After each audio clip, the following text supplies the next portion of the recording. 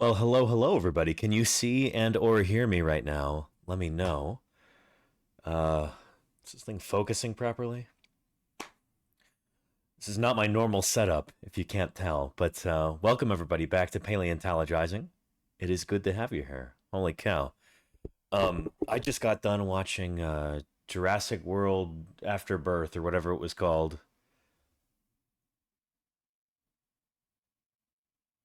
Thoroughly disappointed. We'll talk about it from a paleontologist perspective, and we'll talk about why depictions of dinosaurs and other fossil critters in media are important. But it's good to see everybody. As you can tell, this is not my normal background here. I'm currently in a hotel in Chicago, Illinois. Um, just flew out of Salt Lake City this morning, and the day before that, I left Wyoming. Successful end to that field season there. I'll tell you a little bit about that later. We will be having a special stream as kind of a recap in a few days. Not sure exactly when, but I'll let you know.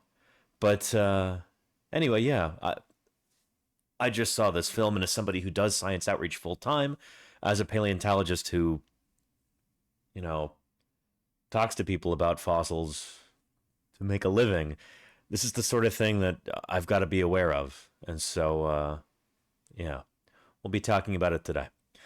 And Dust Free Danny, yes, indeed, Diagonal. By the way, who have you got here? Ursaris, Fesby, Dr. Terminator, Claire Burr, Squiggles, Crimson Carnotaurus. Hello, everybody. It is wonderful to have you here. I'm going to rearrange a few things here in OBS. That's a little bit better. And then why don't we actually try and get some tunes going, too? Let's see about this. That should be... Let's see, music...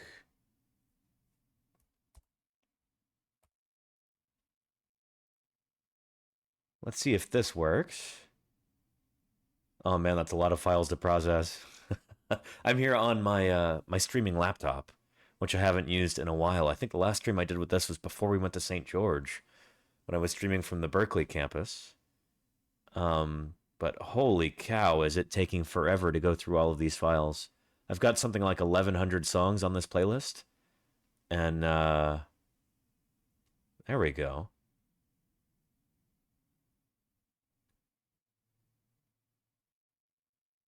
I can hear it, but I don't think you can. Give me a second here.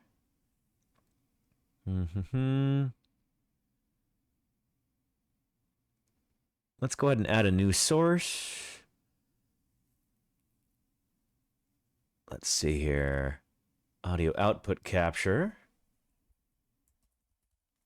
Music.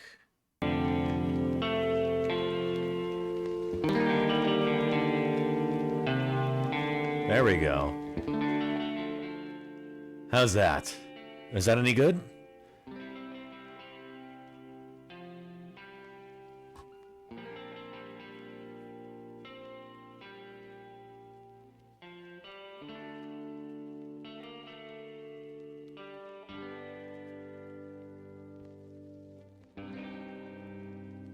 Let's see if that helps at all. I don't think I have audio ducking going, but yeah.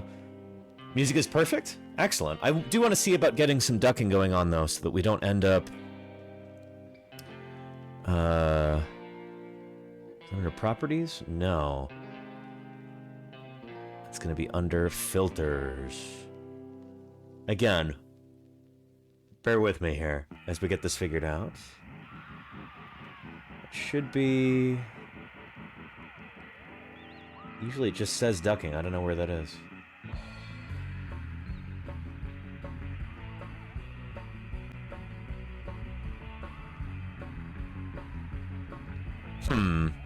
Oh well, it'll be fine. Enough for you to talk over it, fine? Excellent, Trek Nerd. Well, hello, everybody. Again, welcome back to Paleontologizing.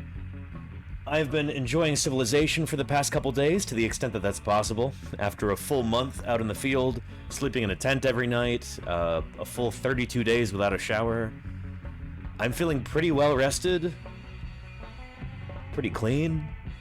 Things are good. Things are really good. We had a good end to the season there. I actually dipped out almost a day before some of the unfortunate souls who had to stay an extra night there in order to get some of those ankylosaur jackets out. That was not the way that we'd planned things, but that's the way that it went. But yeah. I spent the last couple nights in Salt Lake. I just got to Chicago this morning. I'm going to be here till tomorrow morning, and then I'm heading over to Michigan for a little vacation. I'm meeting Lordy and Ios there. Ios has got a family reunion that I'm invited to as well. Lucky me. So, yeah, we're going to see if we can do a few streams from there. You might even be able to see Lake Michigan in the background. But, yeah, for today, we're going to talk about this new Jurassic World Birth Defects movie, or whatever it was called. There will be some spoilers during this stream, so if you really have your heart set on watching this movie and thoroughly enjoying it, maybe this isn't the stream for you. I'm going to be approaching this from a paleontologist perspective and talking about, I think, why I was a little bit frustrated with it. But we'll be talking about the depiction of dinosaurs in media and why it matters to a paleontologist and how it influences public perception of dinosaurs and other fossil critters. So, yeah. Andrew Memorex says new movie is supposed to be awful. It wasn't completely unwatchable, I suppose, but it is one of those films where it's like, where are the dinosaurs? This is supposed to be a dinosaur movie, you know? It could have been a generic monster film, like kind of action, semi-horror kind of adventure film. There was no reason at all that it had, I don't know, honestly the dinosaurs in it were kind of an afterthought. I think that's the problem with a lot of the Jurassic World films, is that they kind of fail to utilize dinosaurs adequately. Filmmakers are given this golden goose, and then they just completely ignore it. It's frustrating. But yeah. And I'll see you later, Otter Do It. Thanks for being here. Yeah. And Thalaru, yeah. I'm kind of waiting for some more people to trickle in here, but anyway, yeah. And Zalet, I'm gonna be ignoring any kind of like, no, well, actually, these are genetic creations that are not supposed to be dinosaurs. They're supposed to be dinosaurs, you know? I understand that this is a film that's, you know, it's obviously not a documentary or anything like that. But I think the reason why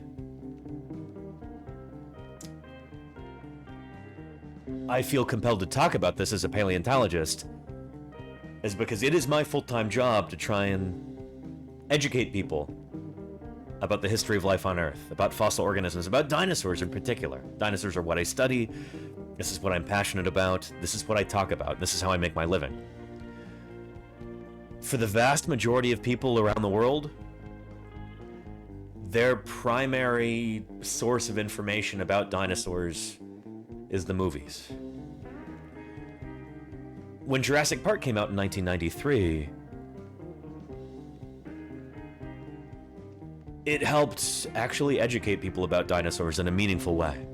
It helped bring people's perception of dinosaurs up to date for the 1990s. Jurassic Park was also, honestly, a little bit prescient about a few things, talking about the link between dinosaurs and birds before that was even universally accepted by paleontologists. It was ahead of its time. Jurassic World is not. This latest Jurassic World film was... I think in some ways this is going to hurt people's perception of dinosaurs. It's a net negative, and we'll talk about why. But yeah.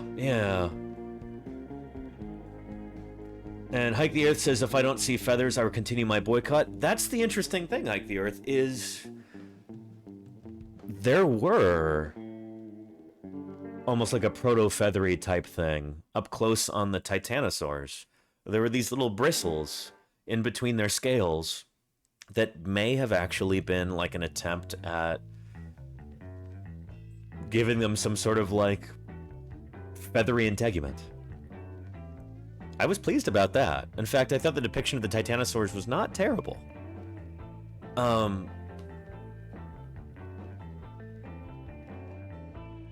We don't have any evidence of feathers on sauropod dinosaurs, but it's I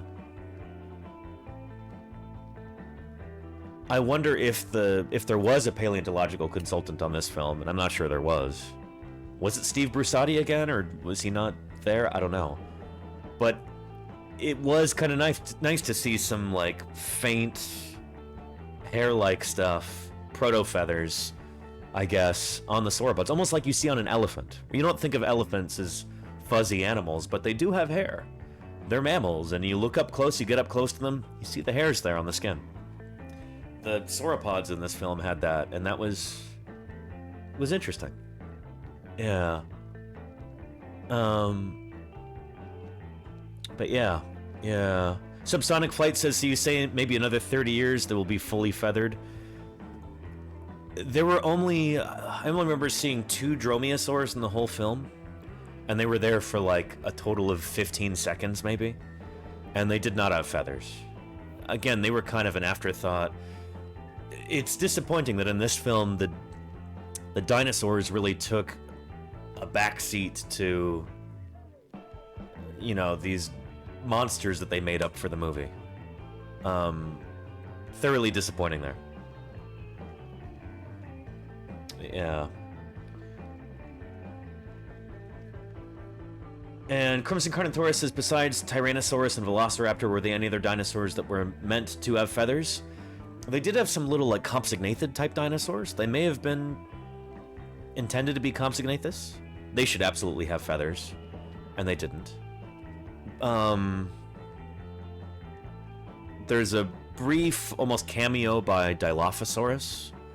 No feathers on that either. They stuck with the this super small wimpy size for Dilophosaurus, which is inaccurate, and the crazy neck frill thing, which they didn't have. Yeah, but for the most part, there weren't really very many dinosaurs in this film. That was thoroughly disappointing.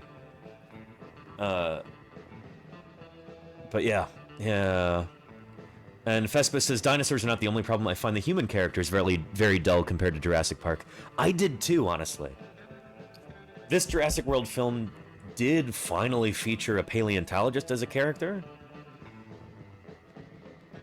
I thought he was kind of a sad sack wet blanket. There were a few brief moments in the film where they tried to kind of capture some of the wonder of some of the Jurassic Park films. You know, there are a few moments where the characters just get to stand in awe of some dinosaurs. But all of those, they felt tacked on. It felt like an afterthought. I thought that was disappointing. But yeah. Maybe we'll start from the beginning here and just talk about the plot of the film.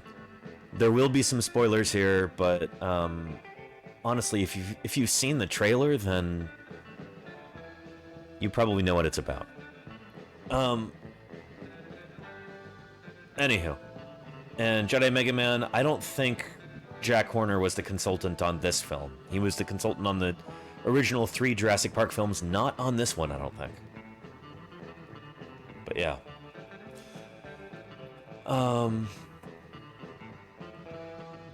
Yeah.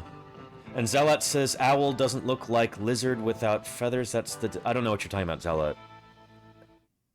Monster lizards equals cool. Monster lizards does not equal dinosaur, though. That's the thing. Here is... Let me lay out for you kind of my philosophy about this sort of thing, so you understand where I'm coming from right at the beginning here.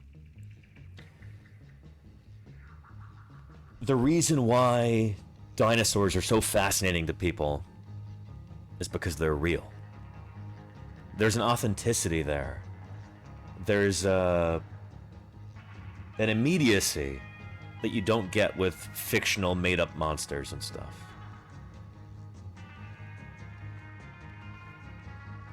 there's, I don't know. A film can feature made-up monsters, aliens, werewolves, hobgoblins, whatever. And it might be entertaining, it might be engaging, it might be memorable. But it's not going to pack the same punch as when you're actually featuring creatures that are real. There's an emotional resonance to that you don't get otherwise. That's, I think, one of the major reasons for the success of the original Jurassic Park, is that, for all its faults, they worked hard to try and make the dinosaurs authentic. They certainly missed a few marks, but that's the thing, is that audiences were expecting big, dumb, slow, dim-witted, antisocial, green lizards. That was kind of the public perception of dinosaurs up until that point. And I think a lot of folks don't realize this. A lot of folks don't remember what the public perception of dinosaurs was like before Jurassic Park. Jurassic Park was a huge sea change. It helped bring audiences up to date on what dinosaurs were really like. And that was a powerful thing. I think that's one of the reasons why Jurassic Park, that original 1993 film, had such cultural impact. People felt like they were really seeing dinosaurs for the first time.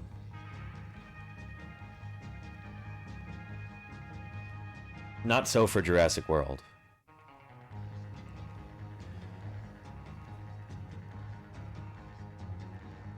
But yeah. Linneanus says, if you want to make a monster movie, just make a monster movie. There you go. Yeah. You know, it's like...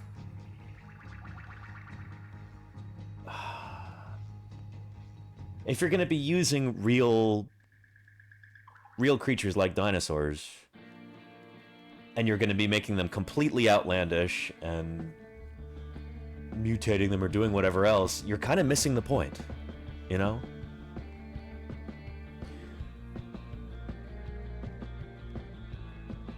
Anywho, and Hike the Earth says pseudoscience generates profits. What a shame. I don't think it does, though. I don't think this movie is going to be successful. When I was there at the theater, this is opening day for Jurassic World Afterbirth. The theater was practically empty. There were like maybe 10 or 15 people. And this is in a huge theater. There was probably between 300 and 500 seats. Maybe the kind of situation around films has changed in the theater. Maybe they don't expect big opening days anymore. Maybe the landscape has shifted. I don't know. But what I do know is that hardly anybody was there, and people weren't really even paying attention to the movie. People were looking at their phones. People were getting up to go to the bathroom. This is, mind you, while school is out. Like, there were kids there in the audience. It's not like, oh, well, you know, this is during the school year, and this is a movie that, you know, appeals to kids, and so... But no, there were kids there in the audience. It was like half the audience. There just weren't very many of them. I don't suspect this movie is going to make a lot of money. I don't think it's going to be successful. I kind of wonder whether this whole thing is going to get shelved because they've really painted themselves into a corner with this. Yeah. And Triple Helix says, I did watch it in English and didn't check for the other screenings, but it was mostly empty. There you go. Yeah. And hey, Marika. Hello, hello. Welcome back to Paleontologizing. It's good to see you. Oh, by the way, where are my manners? If anybody's here for the very first time, allow me to introduce myself. My name is Danny Anduza. I'm a dinosaur paleontologist. So, a paleontologist is a scientist who studies fossils. I work on dinosaur fossils in particular, and I just got back from a whole month's worth of fieldwork out in Wyoming, where we were digging up at least 3 new species of dinosaur this summer. A ceratopsian, a horned dinosaur, a hadrosaur, duck-billed dinosaur, and an ankylosaur, an armored dinosaur. I just got out of the field a couple days ago, and I'm now back in civilization in Chicago, Illinois, and I just saw the new Jurassic World Birth Defects movie, and we're talking about it today. This is going to be a super informal stream. This is obviously not my normal streaming environment here. I didn't pick out this art. It's here in the hotel. But, yeah. Yeah. Zealot says, can you name one? Well, we're hopefully going to be naming all three of these dinosaurs. It's going to be years until that happens because there's a tremendous amount of work that needs to take place. All three of those sites we need to return to and continue excavation. We didn't have money for more than a month's worth of field work, so, but man, have we got some good stuff. I'm excited. Yeah. Anywho, yeah.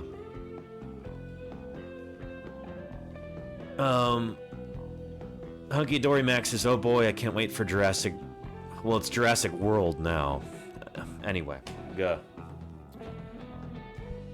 Let's talk about the actual plot of the film, and talk about how that was poorly executed in the first place. Just like, what were they thinking? I don't know, there were some things that I liked about this movie, and I'll talk about those. But there is going to be a lot of grousing today. I'm going to try and make this entertaining and informative. But I've got some things I got to get off my chest, too. And this is a spoiler talk, right? Says Mariko. We'll see. Yeah. Honestly, if you've seen the trailer, there's not that much that this is going to spoil for you. But yeah. So the kind of premise of the film is, after the last Jurassic World sequels, where dinosaurs are just running amok all over the world, this movie is like, no, we're not doing that. Actually, they're all dead. That's kind of what sets the stage for the action of this film, is like, oh yeah, you know, dinosaurs all over the planet, a whole Jurassic World? Never mind. Instead, all of these dinosaurs are just dying off for no reason. They tried to explain it by saying, oh, well, you know, the Earth is just too cold for dinosaurs. So it's kind of reinforcing this idea that dinosaurs were cold-blooded and restricted to tropical environments, which is complete and utter nonsense. We're just retconning that. Exactly, Charlie's Dragon. Just, like, extremely lazy. Really dumb. Like, the last movie seemed to be setting things up so that, oh yeah, there's just dinosaurs everywhere in the world now. And that's not the case with this. It's like, oh, the dinosaurs are almost extinct again. And they're kind of restricted to a narrow band around the equator. Again, I find this really frustrating because it's reinforcing false ideas about dinosaurs. They actually say outright in the film, like, oh yeah, well, they can't survive cold climates. You know, kind of implying, oh, they're reptiles, they're lizards or whatever. Which again is complete nonsense.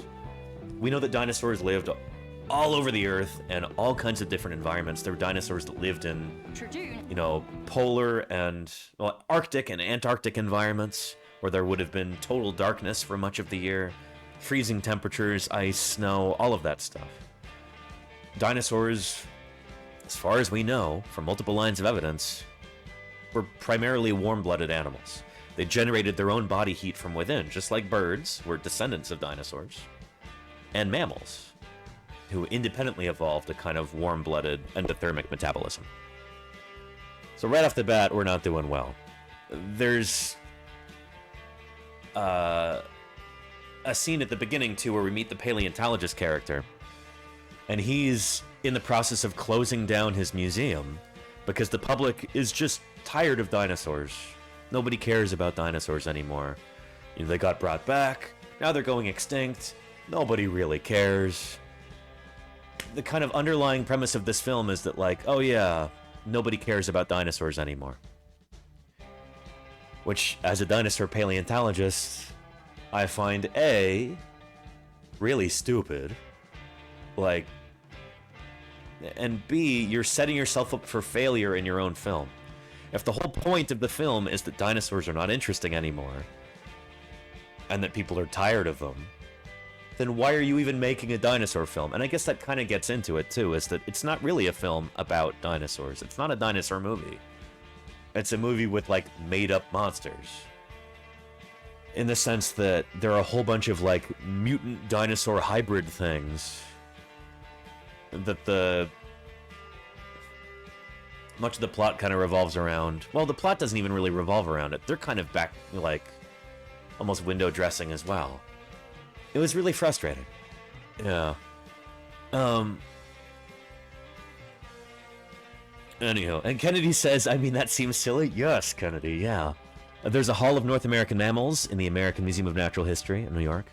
And it's a favorite. And yet all those animals exist. Exactly. Yeah. So, right off the bat, that was really frustrating. This idea that, like, oh, nobody cares about dinosaurs anymore in your Jurassic World film. And so, yeah, we meet our paleontologist character. I don't know what the actor's name is. He's doing the best with the material he had, I'm sure, but he's written as just kind of a sad sack, wet blanket. And he's like disassembling mounted dinosaur skeletons in the museum when the plot comes to find him. I found that deeply frustrating too, because there were a whole bunch of replica fossils that they show on screen. And most of them are just really bad sculpts. They had a Triceratops skull that was just absolutely abysmal, you know? It's not difficult to get your hands on actual replicas of dinosaur fossils, and they could have very easily done that, but I think nobody bothered to look. That was the thing, is that, again, the dinosaurs in this film are an afterthought. Deeply frustrating that, like, I don't know, when I see something like that, it completely takes me out of the movie. When something is like a really bad sculpt, you know? But yeah, and Leninus' bad trike skull, we have so many, though. Exactly, yeah. They could have gotten an actual genuine Triceratops skull there on set if they'd really wanted to. Or they could have very easily acquired a cast, and they just didn't bother. They had somebody sculpt it, and they did a bad job, and it just looks really, really crummy. Like, absolute dog water quality. And it just instantly takes you out of the moment, you know? Suspension of disbelief, destroyed. And that kind of set the tone for the rest of the film, honestly. Yeah. I think this film also suffered from what some of the other Jurassic World films have suffered from, and that they picked some of the dinosaurs to feature briefly, just based on their names. So, like, for one, we've got Titanosaurus, which is a dubious genus. Titanosaurus, it gives its name to the titanosaurs. It's got a cool sounding name. That's based on what, like a couple of vertebrae or something like that? Titanosaurus is originally from India. It's not based on a lot of material. It's one of these dinosaurs that's like a handful of bones. We don't actually know what it looked like. And yet, it is probably the most prominently featured dinosaur in the film. And the best one, in my opinion. But it was like how they featured Pyroraptor or Atrociraptor in the Jurassic World films. Again, they're just picking these based on how they sound. Not based on like, oh, here's a really, like, here's the thing, is they could have picked way cooler dinosaurs that would have been much more compelling, much more entertaining, much more interesting. But they're not looking for compelling or interesting. They're just looking for marketability. They're just looking for a name that sounds cool. Missing the point of dinosaurs entirely again. So anyway, you know, Titanosaurus, 3 vertebrae. Thank you, Charlie's Dragon. Yeah, let's see if we can get this pulled up, actually. No, why is it doing that? Shoot. Copy current address. Nope. Darn it. That's not what I want.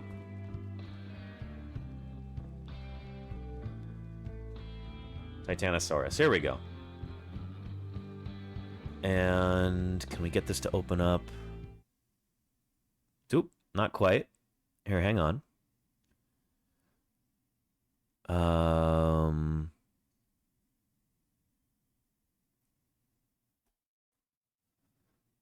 Why is this not working? That's odd.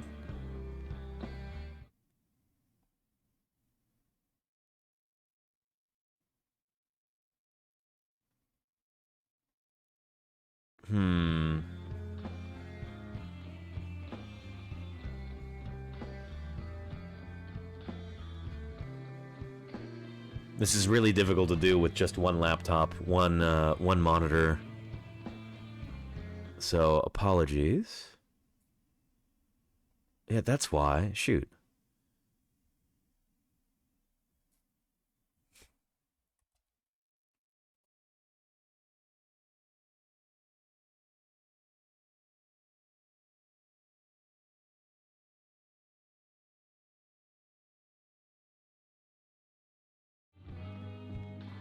Apologies. This is being really annoying.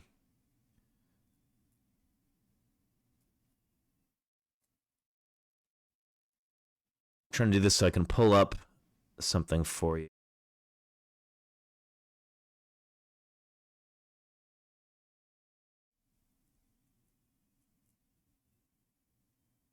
Paste. Order, move to bottom. There we go. So we'll just scoot this like this. There we go. Excellent.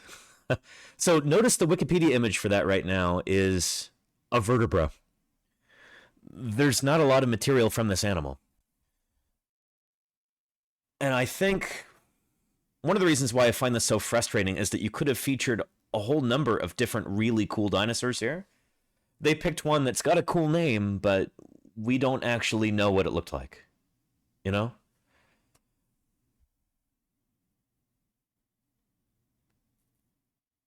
And what's more, it had these weird frilly things on its back, which I think were actually a reference to a Godzilla monster. I kid you not. I will show you in a second.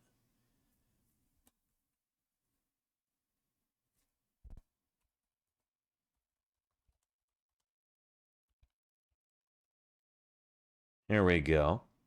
So look at these kind of frilly sails that are coming up off the animal's back right there. We don't have evidence for this in, well, shoot, in any kind of sauropod dinosaur like this. Amargasaurus has something similar. Except it probably wouldn't be retractable and probably didn't support too much of like a skin sail on it. But anyway, Amargasaurus is a Dicrasaurid. It's not from the same group as Titanosaurus. It's not a titanosaur. And so, yeah, where did they come up with this weird fin thing? I think they literally took it from this. This is a Toho Studios monster. This is one of Godzilla's adversaries from the film Terror of Mechagodzilla.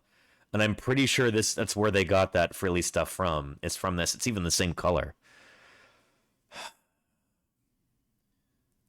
So again, frustrating. Yeah. Linear says, "Oh, whoa, you're right. It's a hunch. It's the same name. It's called Titanosaurus in Terror of Mechagodzilla." I feel a little bit embarrassed that I know that. That's one of the most, like, minor of Toho Studios monsters. But I'm pretty sure that's where they got that from. So again, just really dumb, you know? That's the frustrating thing, is that, like, in a student film or in, like, a fan movie or something like that, you go, oh, okay, I see where they're coming from there. This is somebody working with an extremely limited budget, and maybe it's a one-man project or something. Like, I get it. But to have all of the resources of Universal Studios at your disposal, probably a team of screenwriters, concept artists, everybody, and then that's what you come up with? Just downright embarrassing. I don't know. Deeply frustrating, in my opinion. And unoriginal, yeah, Chaotic Kitten. That's the thing, is that there are a few other things about this film that did feel very, very unoriginal. I was surprised. It was actually directed by Gareth Edwards, who directed the 2014 Godzilla film.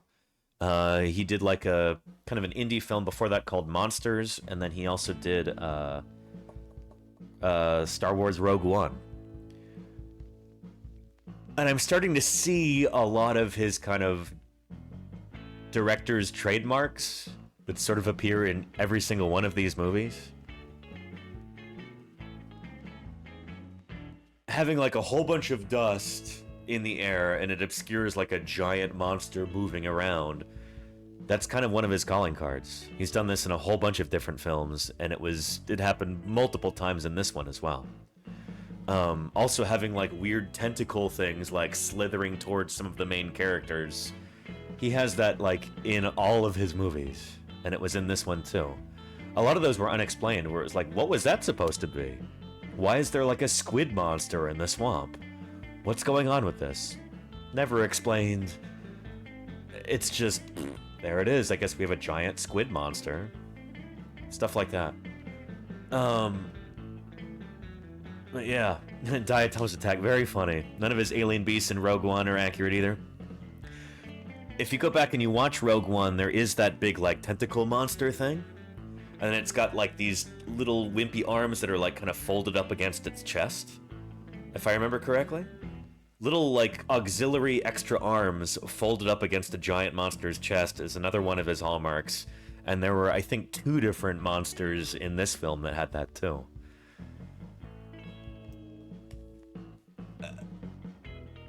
I mean, I guess it works as like a horror trope or something, but it feels like exactly that. It feels like a trope. It feels unoriginal. It feels phoned in. And I don't know, I guess the studio knew exactly what they were looking for when they hired him to direct. But he's just kind of doing what he always does. And it felt like a missed opportunity to do something cool and interesting. I don't know. Yeah. Anywho. Let's talk about some of the, like, monster critters that were in this. What was it called? There was, like, a flying monster, Jurassic World. No, what was it called? So these are pterosaurs here. That's not what we're talking about.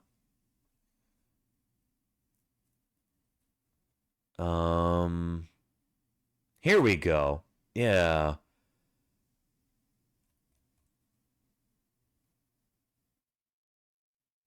Oh, and hang on a second. Thank you for the gift sub, whoever that was. Really appreciate that. Yeah. And we've got Hype Train going here. Brilliant. Thank you for the support. Yeah. Okay, shoot. What was this thing called? New Mutant Raptors explained why they have wings. Oh boy. There was no reason for them to have wings either. That's not a plot point. Like, there's... At no point did they go and attack a helicopter. At no point did they actually need to fly. It was just like, oh, I guess they fly now. Okay.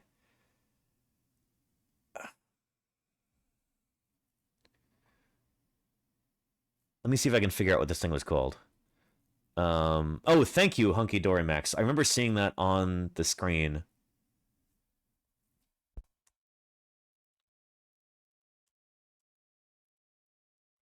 Mutadon. So this is supposed to be like a pterosaur, dromaeosaur hybrid, potentially? Or... I don't know, is it like supposed to be a giant I-Chee without feathers or something like that? I don't know. But it didn't make sense for them to actually have wings. Like, again, this is one of these things that... It's almost like a Chekhov's gun kind of thing. If you know anything about storytelling or about screenwriting, there's this concept called Chekhov's gun. There we go. Let's skip the AI garbage.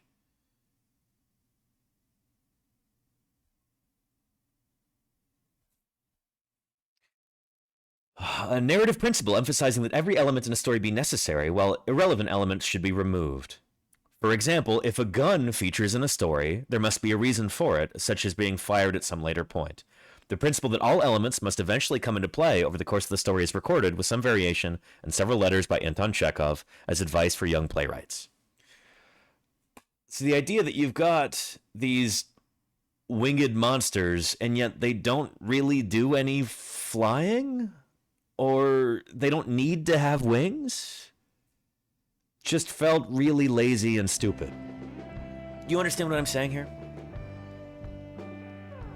Yeah. And Crimson Carnotaurus says, looks like something from that, the Mist film. Yeah, there was a scene where those critters are, like, walking around in a grocery store. It did seem like it was straight out of the Mist, honestly. But not in a good way. Again, like, if you're gonna make a dinosaur movie, make a dinosaur movie. Don't have creatures from the Mist in there. Just tonally, it was completely off. Just poor decision making all the way around, in my opinion. You know? Yeah. But yeah. Yeah. And Marika says, can you say something about the Spinosaurs and their colors? I liked them in the trailer. So if Steve Brusatte was the consultant on this film, I kind of wonder whether this was his idea to have, like, marine, oceanic, subaqueous Spinosaurs. Somebody who works on Spinosaurs and knows a thing or two about them. I found this really disappointing too, because they were completely wrong. From my perspective, there are other paleontologists who would argue with that. People like, I think Nizar Ibrahim would say, oh yeah, Spinosaurs were subaqueous pursuit predators. They did swim just like crocodiles and everything, but I think most Spinosaur workers at this point would disagree with that. Let's take a look. Here.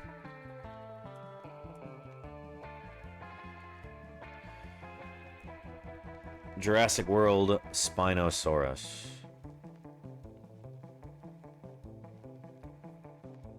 There we go. So that's funny. This looks better than it did in the film, I feel. The skull actually looks right. I don't feel like it did in the movie. Yeah, I don't know. Here we go. So just really, like, kind of big blocky snout. It's got that thing where, like, you can practically see the roots of the teeth. Yeah, and these guys are, like, swimming under the water like a crocodile, and they're, like, have a mutualistic relationship with the mosasaur. It just didn't make a whole lot of sense. Jurassic World after birth Spinosaurus.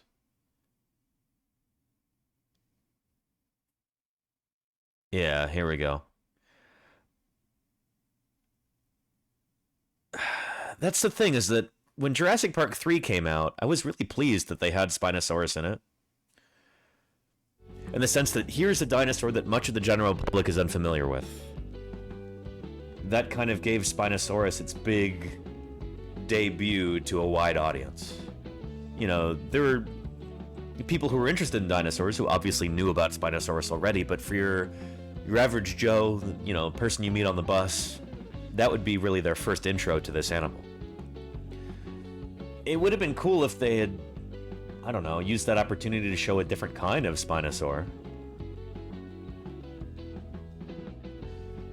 I'm maybe being a bit too grousy about this right now. This film seems to have brought Spinosaurus into about the year 2014, finally. But it's 2025. We've got a general consensus forming that these guys were not, like, subaqueous marine predators. But that's how they featured them in this film, you know? Yeah. And Visibly Upset, I think, hits the nail on the head there. There's so much that they could do to tell interesting stories. Instead, they just chose to make up some monsters for a standard issue monster flick. Exactly. You know? It's frustrating. Yeah. Give some other dinosaurs a spotlight. Exactly, Hunky Dory. Yeah. There was I guess there were two standout dinosaurs here. We already talked about the Titanosaurus a little bit.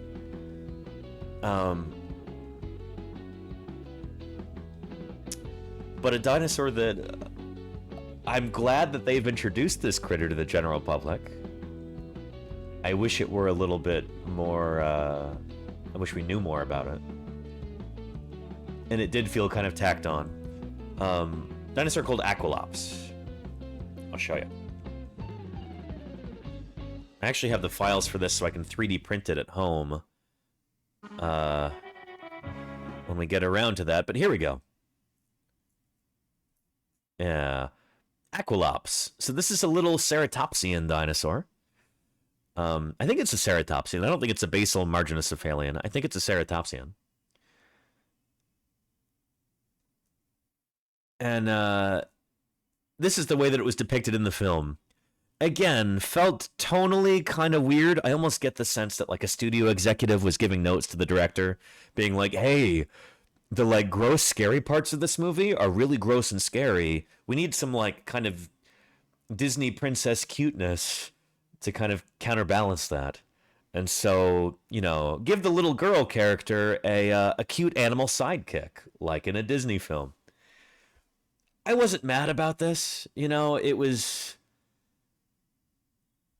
I always like to see a new kind of dinosaur, and the depiction of it honestly wasn't terrible. Could have been a lot better if they'd really gone with, like, I don't know. This is a piece by Gabriel Agueto, who does phenomenal paleo art.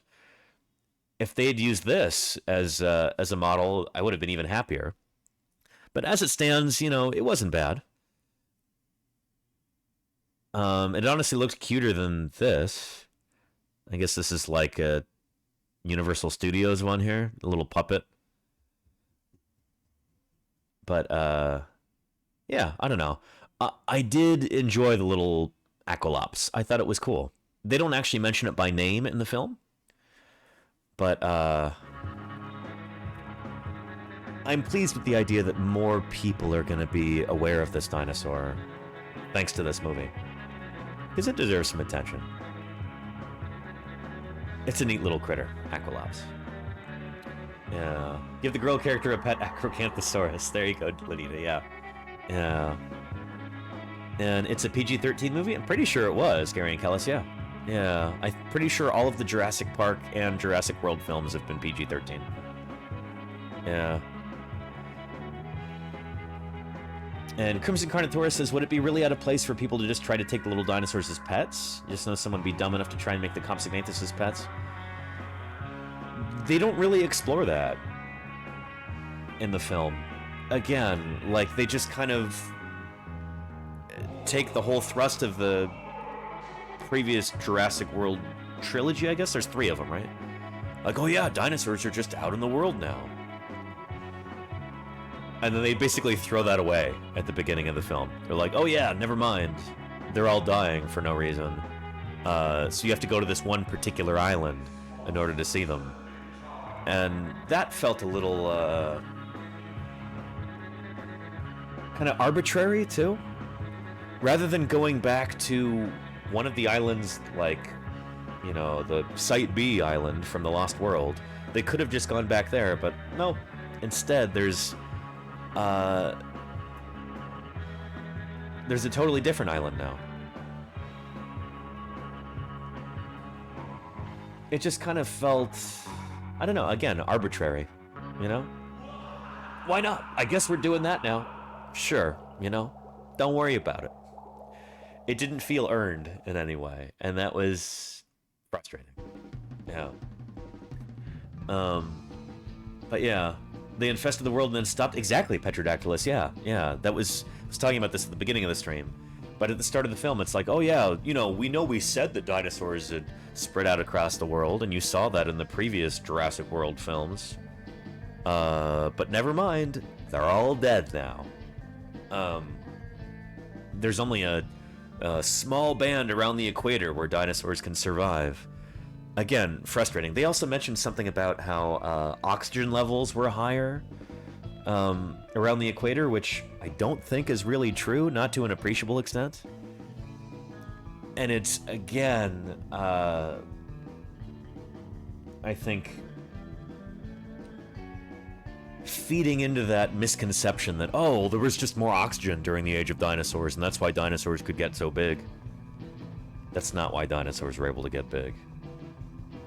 When we're talking about dinosaurs like sauropods, that's really cool morphologies, different evolutionary adaptations that they developed over time.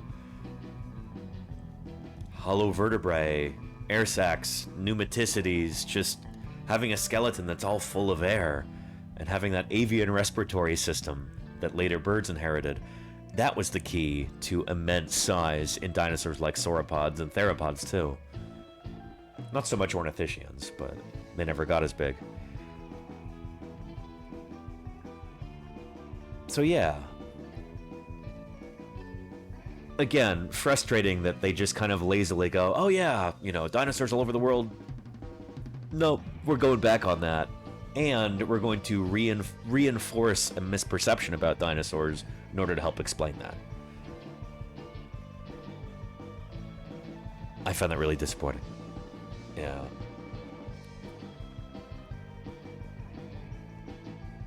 But yeah, and Petrodactylus says, feels like a situation of them writing themselves into a corner, of wanting the dinosaurs to be in one central location again, so they made this up as an excuse. That's exactly what it was. No, I think you're right on the money there. Yeah. Anyhow. And chaotic time traveler, yes. So during the Carboniferous, there were higher oxygen levels for sure. But I've actually had some invert paleontologists push back against that idea. I've heard them say that like the reason why you had giant millipedes and dragonflies or dragonfly relatives and other giant bugs like that is not necessarily because there was so much more oxygen, but just that they didn't have competition from vertebrate animals for the most part. So they could just occupy these niches without competition, and it's basically the rise of tetrapods on land that kind of made them go small again. I don't know if there's a general consensus around this sort of thing right now, but I've had other paleontologists caution me against repeating the super high oxygen levels idea, because that might not be the case. Yeah. So yeah. And Diatoms Attacks is not really an accurate title, less of a Jurassic World and more of a Jurassic Island. Yeah. Although, let me think. I don't know if there was a single Jurassic Age dinosaur in the entire movie. The Titanosaurus is Cretaceous. Tyrannosaurus is Cretaceous.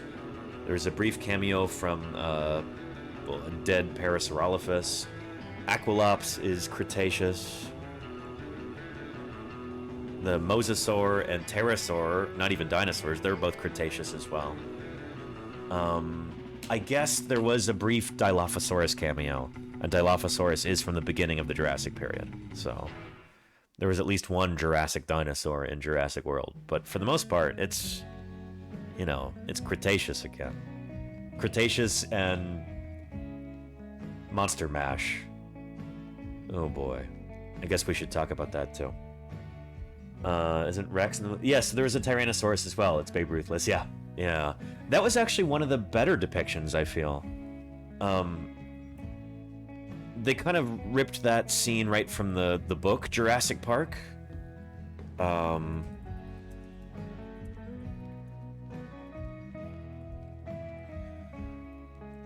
Yeah, here we go. We had like a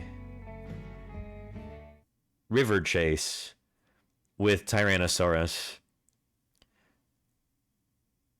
Not a terrible depiction of it. I like the stripes on it, just visually pleasing.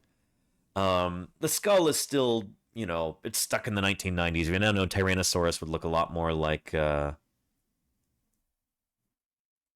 A lot more like this.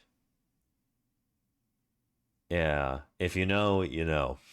This might look pretty similar to a lot of people, but it's very, very different. Anyway, yeah, that like river raft chase scene felt very reminiscent of the novel Jurassic Park, and Again, just another recycled idea. I thought that was one of the better parts of the movie, one of the more creative ones, and it still wasn't original. um, I'm glad it was in it. Like, it was neat, and it's nice to see Tyrannosaurus splashing around in the water. It also didn't feel like a monster. It felt like an animal, which I appreciate. But yeah, it was swimming underneath the surface of the water, which is not something that animal would do. Tyrannosaurus, like most theropod dinosaurs, would have been very buoyant, and so actually submerging down beneath the water would have been kind of tricky. You know, I guess you could kick and kick and kick with your feet and try and submerge yourself, but kind of like a duck, you just float back up to the surface again. These animals would have been good swimmers, but there would have been, a water line on them. They,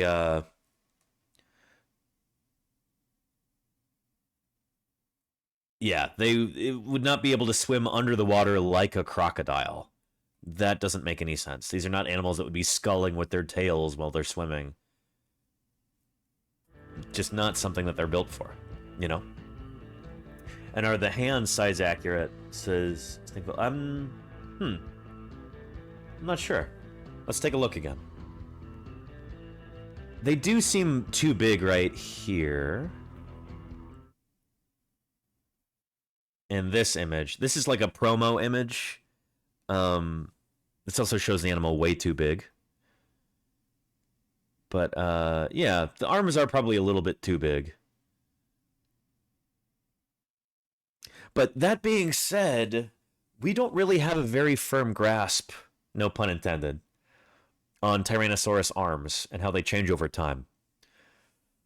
So that's the thing, is that Tyrannosaurus is around for a couple million years, at least. And I don't know if anybody has really looked in earnest at how the arms change in size over time. When you're going from about 68 or 67 million years ago until 66 million years ago, when the asteroid hits, if we're looking at an anagenetic lineage there might be reduction in size of the forelimbs over time. That's one of these things that, like, that would be a phenomenal master's thesis project for somebody. But yeah. But they do get smaller? No, I suspect they probably do, Mizart Rules, but that's never really been demonstrated. I've heard this anecdotally from people like Jack Horner.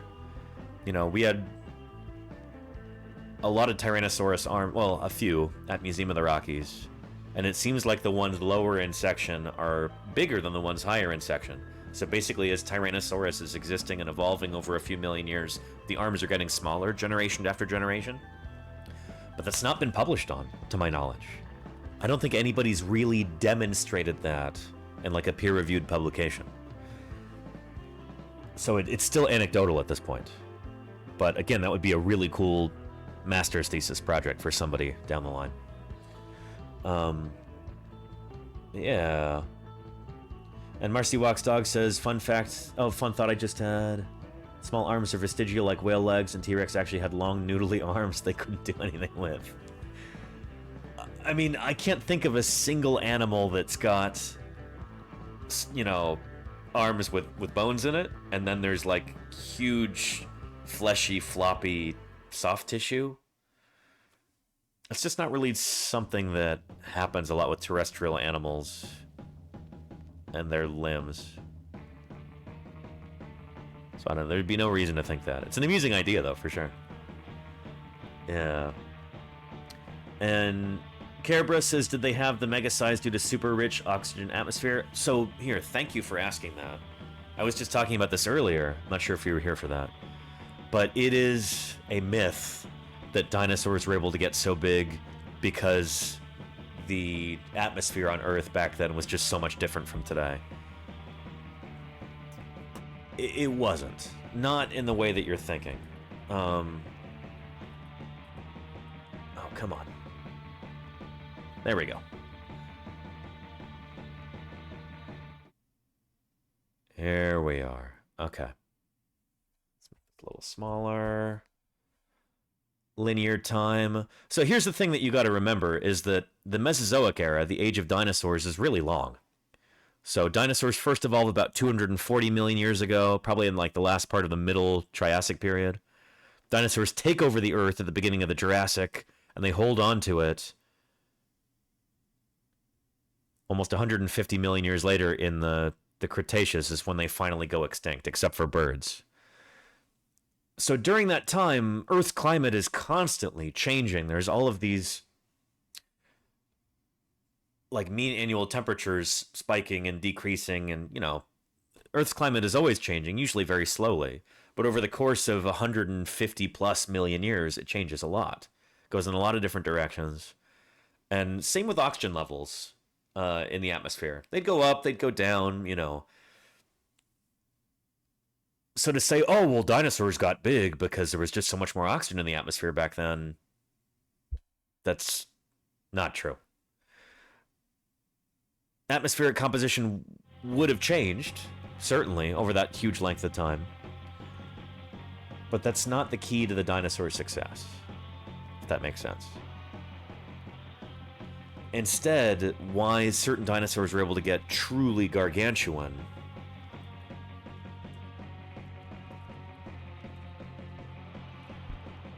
is because of this. If we're talking about, for instance, sauropods, your big long-necked plant-eating dinosaurs, here's a diagram from old friend Kerry Woodruff, who works on sauropods. This is a paper that he published on respiratory illness in these dinosaurs. They had respiratory bone infections in their neck. How in the world do you get a respiratory infection in your neck vertebrae? Well, that's because they've got these air sacs and hollows that run through their vertebrae, through their torso. These guys were full of air. A big sauropod dinosaur, and some of these guys were enormous, like 130 feet long. We're talking like, what is that? Like 35 meters or something long. Crazy, crazy, crazy huge. The biggest animals to ever walk the earth. The reason why they were able to get so big and support their weight on land is that they were far less heavy than you would imagine for an animal of that size. So they could up their dimensions without being too heavy to walk, because they've just got, well, pneumaticity. They're full of air. Like big blimps walking around. These are amazing evolutionary adaptations in order to grow super gigantic. Sauropods are the kings of doing this. They're incredible animals, just mind-boggling that these critters were able to develop those adaptations and grow to such huge sizes. It boggles the mind. That's my point, is that it's not like dinosaurs had some cheat code where there was just more oxygen in the atmosphere back then, or less gravity, or something like that. That's not the case. It's adaptational ingenuity that allowed them to get as big as they did. And that's really cool. Yeah. So yeah. And Visibly Upset says, would the air sacs have given them extra buoyancy for wading, perhaps? In a sense, yeah. I mean, that's not why they developed that, but that would be a byproduct, certainly. Like, they would have been able to move through the water more easily, I guess, or at least float more easily. Here, let's pull up a clip from Prehistoric Planet here.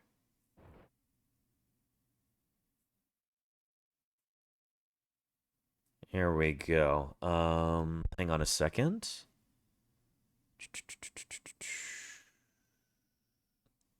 There we are.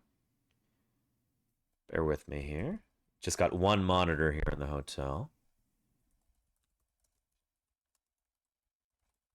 Tyrannosaurus swimming. So this is a video that I've showed before that talks about this kind of thing.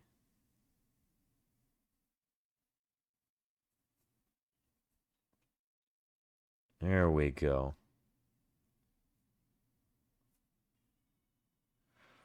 If you've not yet seen Prehistoric Planet, you are missing out.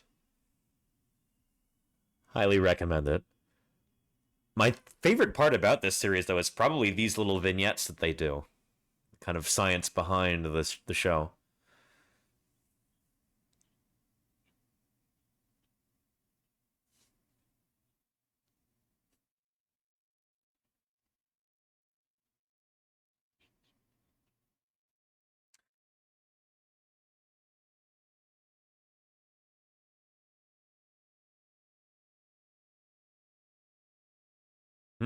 What evidence indeed.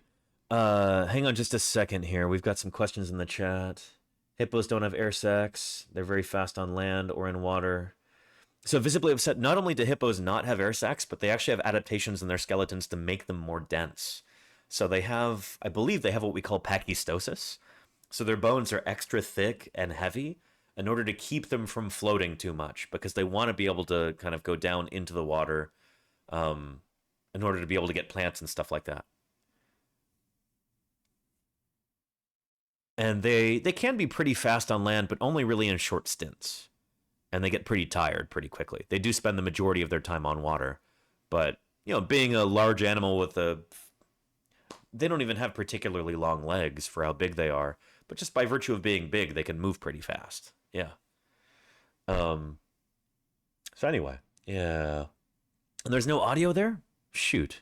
Give me a second here. Let me add a new scene.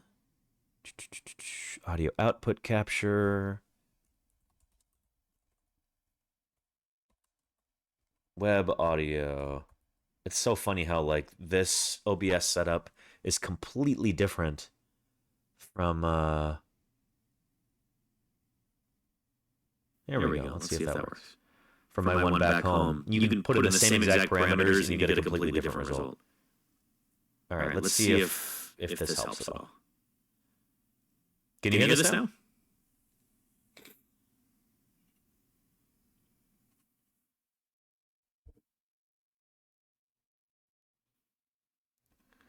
All right, now it's echoing. Okay, let's switch that around. And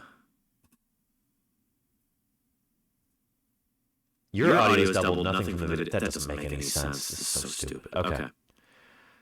Web audio properties. Let's try that.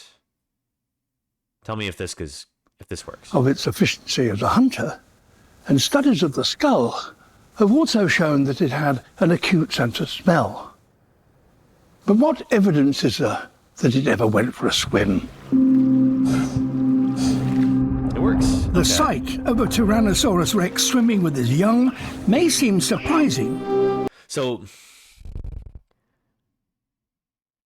that doesn't make any sense at all, because I just duplicated the audio source that I had earlier. It's the same exact one, but it's pulling from two different sources.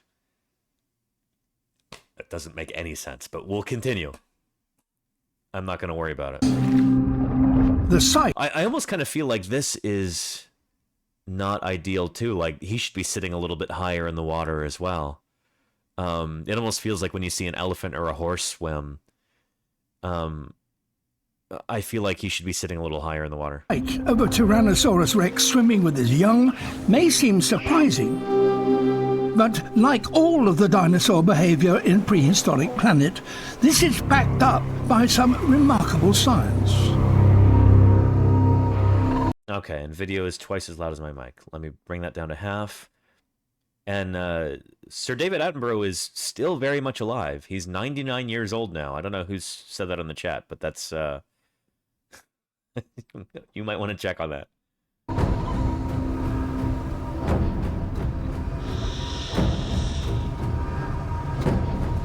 These mostly land-living predators were massive, 13 meters long and tipping the scales at around 10 tons. He's still brilliant and sharp-minded. Not I mean, perhaps yeah. an obvious candidate England to be a made swimmer. a big mistake not making him king when they had the chance. T-Rex is part of a group of dinosaurs called the theropods. That's the predatory dinosaurs. And one of the key features of this group of dinosaurs is they had large, very muscular, bird-like hind limbs, which were mostly built for walking and running. Yep. But such legs would also be effective in swimming. Sure. Yeah. A powerful kicking motion would have allowed theropods like T-Rex to cross large bodies of water. And in the fossil record, there is direct evidence for exactly this. So we saw some of this when we were in St. George Score-like earlier this year. marks known as swim traces, created when the claws of two-legged dinosaurs like T-Rex scraped sediment on the bottom of lakes, rivers, and the seabed as they swam. So I think this might actually be in St. George, that figure there. We saw that in person. Further evidence that Tyrannosaurus rex could swim has been found within its fossilized skeleton. Using a CT scanner, scientists found that many theropod bones have a hollow structure that would have helped their massive bodies to float. So it didn't evolve for floating. On the basis of this evidence, we think lightweight, that T-Rex would have been an excellent swimmer and that it would have used this behaviour to expand its feeding opportunities. Makes sense. To dispel any doubt that such a large animal would take to the water, you need only look at the animal kingdom today, where some of the heaviest regularly go swimming. Yep. And that's true for some of T-Rex's modern relatives. In the modern world, the animals that are most similar to T-Rex in general body shape are giant flightless birds like ostriches and emus. And perhaps surprisingly, these animals are really good swimmers. There are places where these birds make sea crossings, sometimes of several miles, so they can reach offshore islands and find new sources of food. Pretty neat. But 66 million years ago, venturing into coastal waters would not have been without risk, even for T-Rex. Yeah, so there's a mosasaur there. So mosasaurs also feature really prominently in this Jurassic World film. The depiction of it was better than it was, I would say, in the prior Jurassic World films. I remember being disappointed with the design.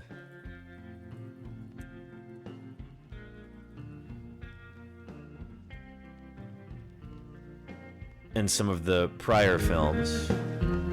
It was better in this one. That was an improvement for sure. Again, they try to make it look too much like a crocodile. So they give it like osteoderms, they give it scutes on its back, which we have no reason to think that they would have had. In fact, that would have been literally a drag to have that. It would have slowed them down, made them less efficient in swimming and feeding and hunting. I don't remember seeing that in this film. Here we go. I guess there's a few osteoderms there, but for the most part, it seemed kind of smooth and whale-like. They even gave it like a fishy fluke at the end of the tail, like we know these animals had. So, not too shabby.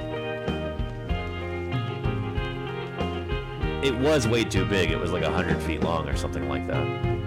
But,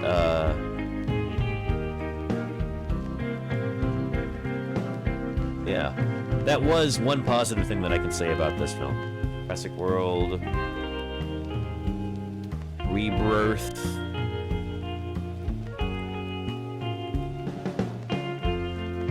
There we go. I wish they'd made them look a little bit more lizardy, because these are literally lizards. Mosasaurs are not dinosaurs. They're kind of giant ocean-going lizard. And so in this film, there was a super gigantic mosasaur, like 200 feet long. And then it was working together with some marine Spinosaurus in order to hunt down boats. I can't be too mad at that idea, I guess. Like, if you're gonna have an action-adventure film like this, it's like, you can take some creative liberties, sure. This wasn't the most egregious thing about this film. At least these are both real animals, to the extent that mosasaurs and spinosaurids they're both critters that really existed during the Cretaceous period. I can quibble with their depictions here, but the mosasaurus was an improvement over the past Jurassic World films. I'm okay with that. It also wasn't depicted as like a complete bloodthirsty, mindless monster. It was mostly kind of behaving like an animal would, for the most part. It wasn't too crazy. Yeah. And, oh, the music is a bit too loud? What? I don't know why it is. I didn't change anything. Let me... turn that down a titch. There we go. That should be better. Oh, just in that scene, it's fine now. Okay, shoot. So here's what I gotta do. Is...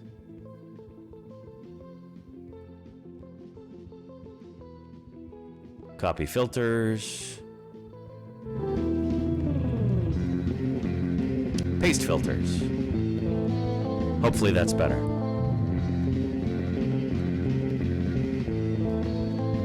Or... there we go. That should do it. Anywho. Starmy wants to know, do we have any mosasaur skin impressions? I don't think that we do. I think that much of what we... well, you know, there might be some, actually, come to think of it. But I want to say it's pretty smooth. With a creature like a mosasaur, these are animals that are supremely well adapted to be marine predators. Tylosaurus. Let's see here. Here we go. Once again, Gabriele Guetto to the rescue here. I think this is some of his work.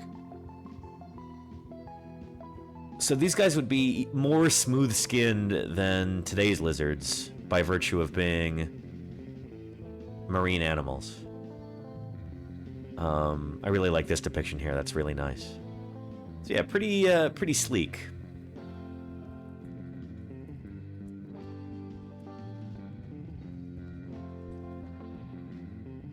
There we go.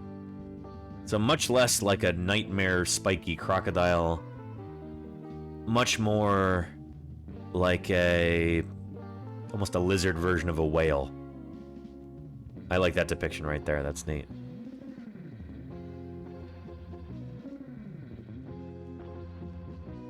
Yeah, cool stuff. So yeah. And Ms. Art Rule says, I mentioned Danny watching the movie and throwing popcorn and yelling at what's wrong with... That's kind of what I wasn't throwing popcorn, and I wasn't yelling. But I was definitely thinking things to myself, for sure. Yeah.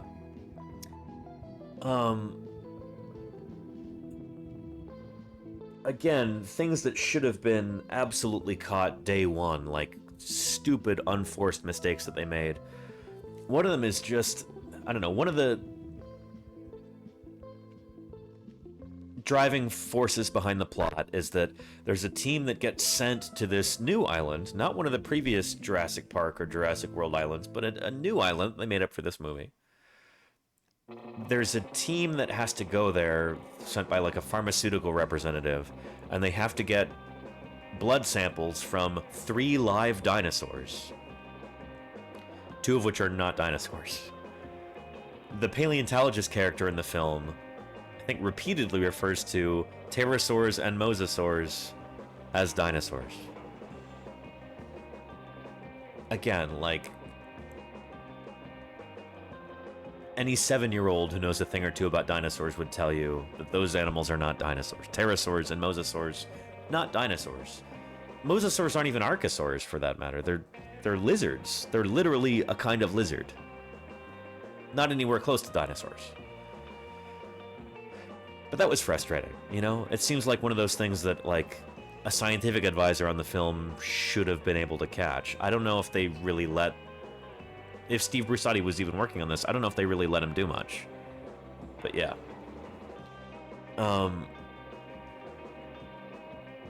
Anyhow, the Raven says, I'm upset that Scarlett Johansson wasn't playing a raptor. I was kind of wondering why she was even in this film. Like, I don't know. Her character is basically like a Blackwater-style mercenary. It didn't make a great deal of sense, and I don't feel like she was really given a whole lot to do dramatically. Like, she's a very accomplished actor. I don't feel like the material was really it gave her much to do, you know? So yeah, for the money. Well, that was the kind of the driving force behind her character in this, is that, at first she's just in it for the money, and then later she kind of has a change of heart, perhaps. No spoilers, I guess. It was interesting in that that's kind of one of the themes of this movie that it felt kind of shoehorned in, is that, like, well, science should be for everyone. We should respect science as an endeavor that's beneficial to all people, and we should support it. On paper, that's like one of the messages of the film, but in execution, it's kind of the opposite. I don't know. It was a little bit frustrating, Yeah. But she got paid? I hope so, Elmetta.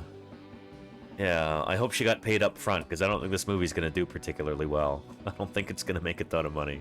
Maybe I'm wrong, but I think people are tired of monster movies being advertised as dinosaur movies. I think people want real dinosaurs. I think throwing in hobgoblins and centaurs and wyverns and rancor monsters, it's not what people want out of a dinosaur film. I think it was a major misstep, and I kind of expect this to be the last Jurassic World film for a while, because I don't think it's going to do great. I think the studio execs are going to step back and go, what did we do wrong? And then they'll come back in 10 years and make the same mistakes all over again. How big was the movie's budget? I don't know. It doesn't play. Let's take a look at that real quick. Jurassic World Afterbirth. Budget. There we go.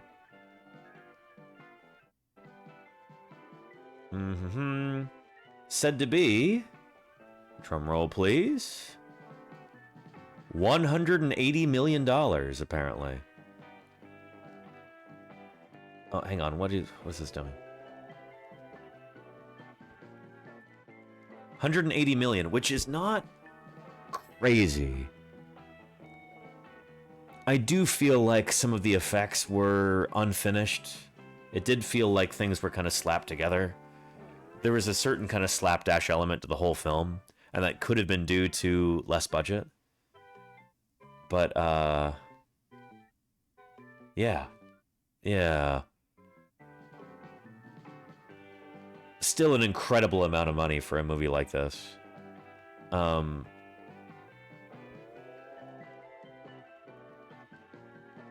Yeah, I don't know. That's so low for a huge IP. Well, I don't know. They probably did spend a tremendous amount on budgeting. When I was going through O'Hare Airport this morning, right after my flight arrived, there are just huge posters and signs and, like, merchandise kiosks for this all over the place. I don't watch TV, so I don't know if there were, like, commercials on broadcast television for it, but there probably were. There's probably a lot of web advertisements and stuff, too. Yeah. But for that kind of a budget, you would think that they could at least, spring for an actual Triceratops skull cast, rather than, like, hiring somebody to sculpt a dog water garbage one, stuff like that. Like, I don't know. It was frustrating. And Babe Ruthless says, the billboards in LA are so bad, just stills from the film, and you can't tell what they are. Yeah. I suppose I don't find that shocking. And they spent a big chunk of that on Scarlett Johansson. They probably did Mayor Space. I hope so, at least, for her sake. This is not going to be a film that people remember her even being in, I think. I don't know. I know people really like ScarJo. This didn't feel like a ScarJo movie. This didn't feel like... Again, the whole time I was wondering, like, why is she in this? Why have her? I don't understand it. Yeah. But yeah, cool architecture reflection behind you. Thanks, Invisible Dimensions. This is, we're here at the hotel in Chicago, and this is just the art that they have up. And High Farm. Would still watch it. Oh boy. Well, for the sake of Universal Pictures, they better be hoping that there's a lot of people like you out there, because I don't know. I think it's probably too early to see how this movie is done on opening day. I'm guessing it's not great. Again, I was in a theater it was huge. What was it called again?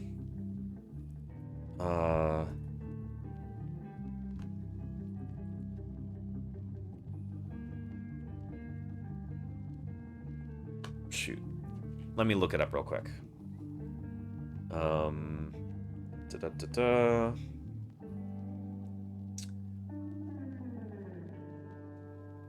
All right, this was at the Pickwick Theater in Park Ridge, Illinois.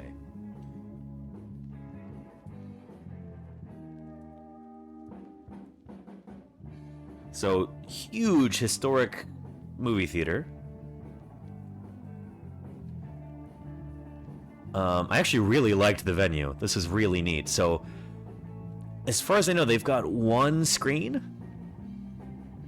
Huge auditorium. I'm guessing there were 500 seats in there. There were maybe 15 people there at the showing that I went to.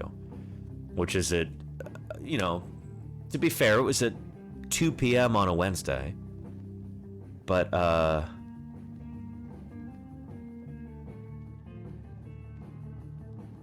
yeah, it felt empty. And it's not like people were super excited to see the film either, from what I understand. From what I could gather, just based on, like, the audience's reaction. There were a lot of kids and teenagers. Well, probably 2/3 of the people there were kids and teenagers. And they were, like, kind of not really paying attention. Some of them were, like, clapping sarcastically at different points in the film. Or, like, wolf whistling at the screen and stuff like that. Nobody seemed to really care that much. It was like people were just kind of looking for something to do, I guess. This is on opening day for this movie, by the way. It premiered today, officially, July 2nd. That's what all the posters said and everything. So yeah. Yeah. And I would watch it out of obligation only too, says the Raven. I mean, yeah, I don't know. I think ultimately this is going to be a very, very, very forgettable movie.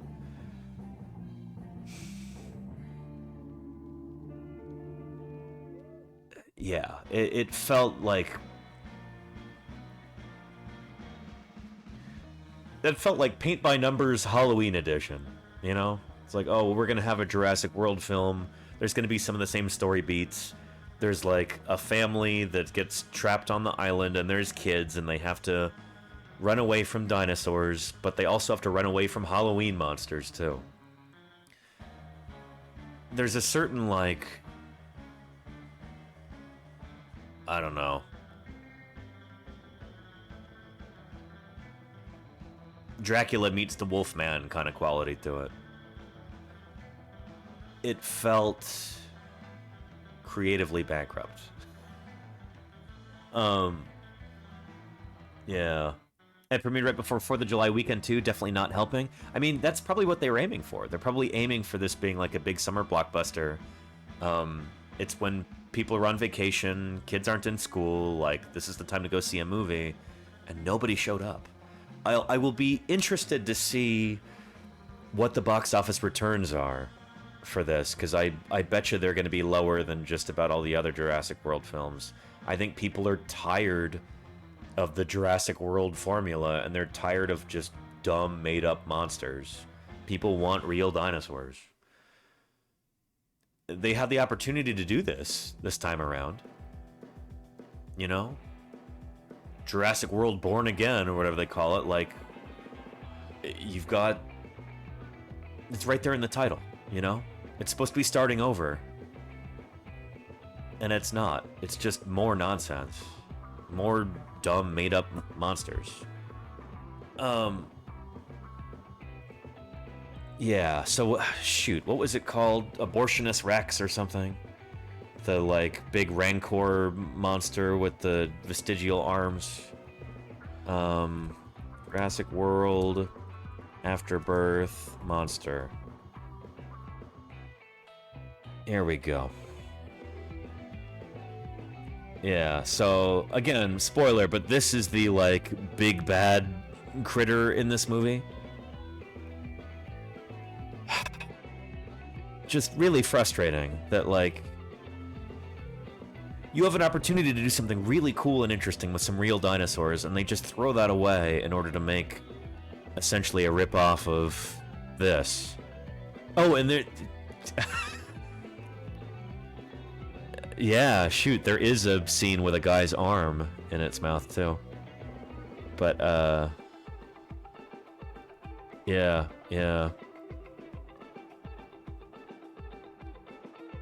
Frustrating.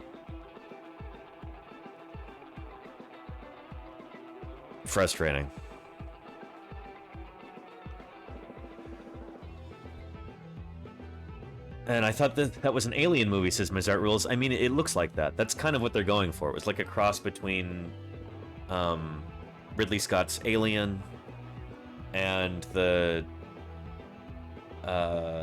Rancor from Return of the Jedi. Ugh, and gross, says Lady Nina. Yeah, that was kind of the whole film. Like, it's set up at the beginning where there's like a flashback to, I guess, the 1990s or early 2000s, where the International Genetics Corporation is like creating this thing in a lab, and then there's some product placement that goes awry. Not kidding. I wonder how much Mars Corporation paid for that little tie-in. But yeah, there's some product placement that goes awry, and then that, you know, monster thing gets loose, and then I guess that's trying to set it up for toward the end of the film when it shows up again. But it was just, I don't know, it felt very uncreative. Like, oh yeah, we're doing the monster thing again. We know that this was supposed to be like the big reveal in the first Jurassic World film from 2015. We're doing that again, except this time it looks even dumber. Less like a dinosaur. They could have had the Cyclops from Seventh Voyage of Sinbad, and it would have made zero difference to the plot. You know? Anywho. Yeah. Is it Snickers? It is, Marika, yeah. Yeah. Rancor plus Alien Queen equals error 404. There you go, Goganik, yeah. Yeah. So anyway. Yeah. I'm not surprised if we get cyborg dinosaurs in the next one. See, here's the thing. A while ago, I set up, I tried to figure out how to do like a news chyron, like a news ticker at the bottom of the screen for when we cover fossil news back in my office. And one of the jokes that I came up with was, new Jurassic World film to feature hobgoblins, centaurs, dragons. That was supposed to be a joke. I did this a couple years ago. Now it's real. Now that's actually in the films, you know? Just like made up monsters like that. It's so frustrating, you know? Parody has become reality.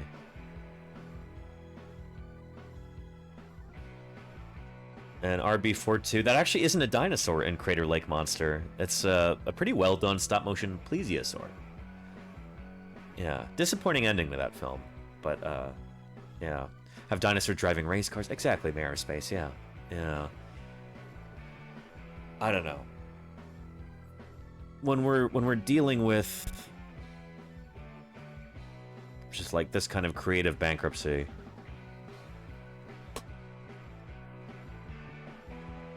you know, with stuff like this, it's... And that's like some fan art of it right there. What's funny is this looks cooler than the one in the movie.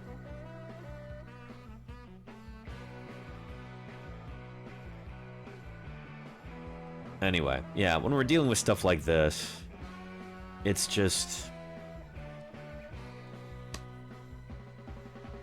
where do you even go from here? You know?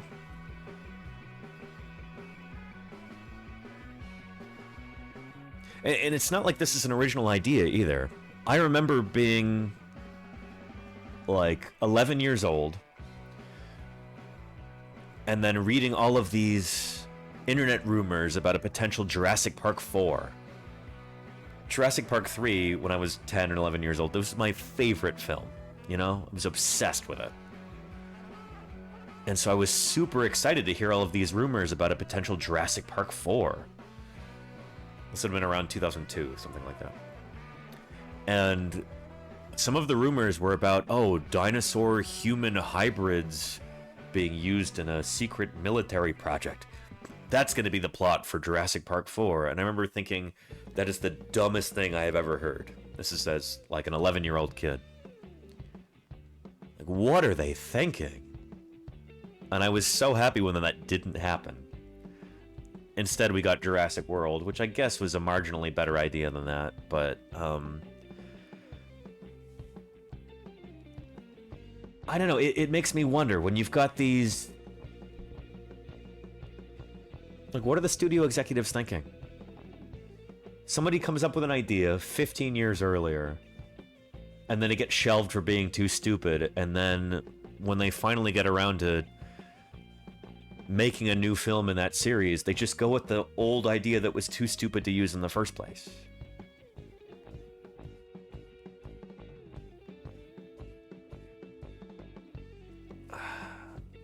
I don't know.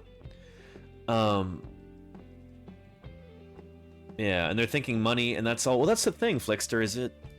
I don't think it's working. I don't think this movie's gonna make a lot of money. I'll be surprised if it does. I'll put it that way. I don't think a lot of people are going to see it. I don't think people are excited about it. I think people are tired of the whole mutant monsters idea in a Jurassic film, you know? Yeah. What it reminds me of, honestly, is... Here, I'll try and play this without any swear words.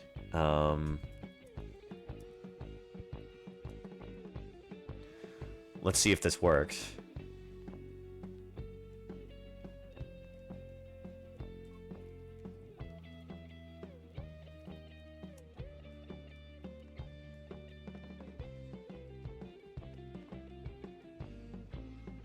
Yeah. Oh boy.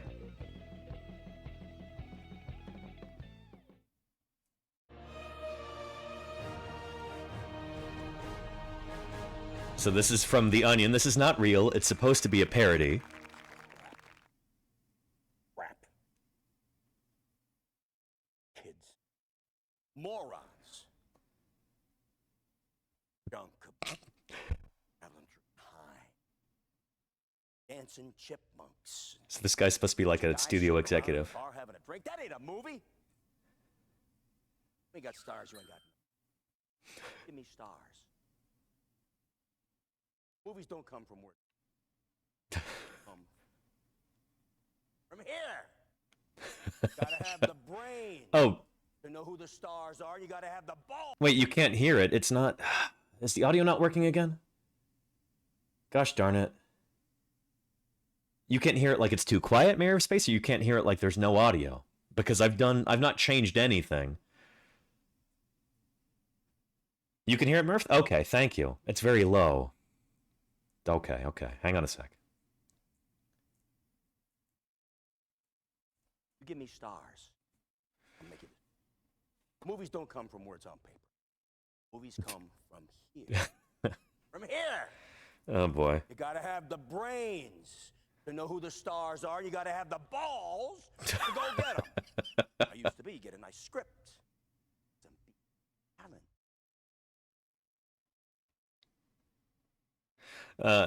Anywho, I'd recommend watching the, this whole thing if you find this as amusing as I do. I don't know. Something about that just speaks to me. It feels like a really cynical kind of... Oh, goodness. Why is this not working? Log in. Hang on just a second. OBS issues.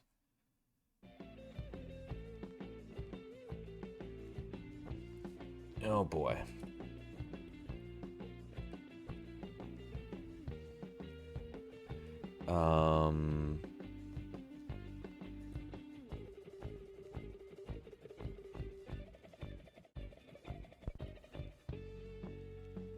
Again.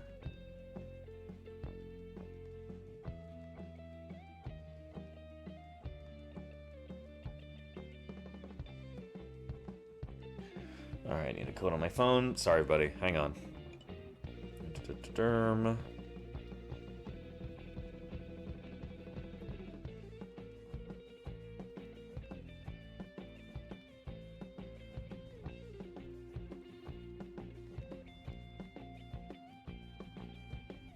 There we go. Goodness.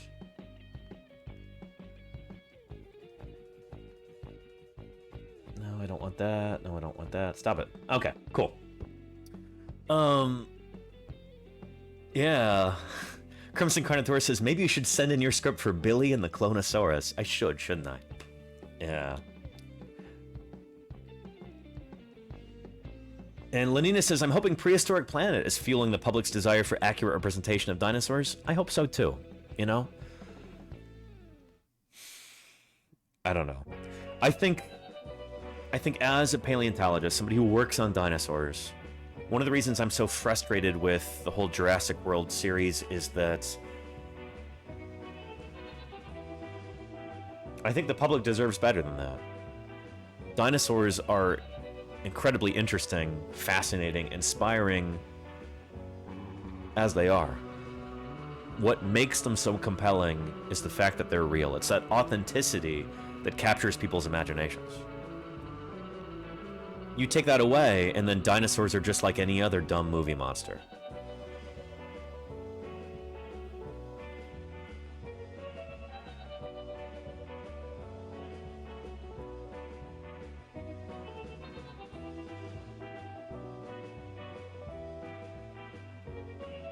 Here.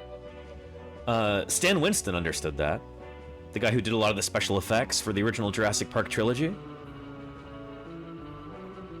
He understood that. Let me find that.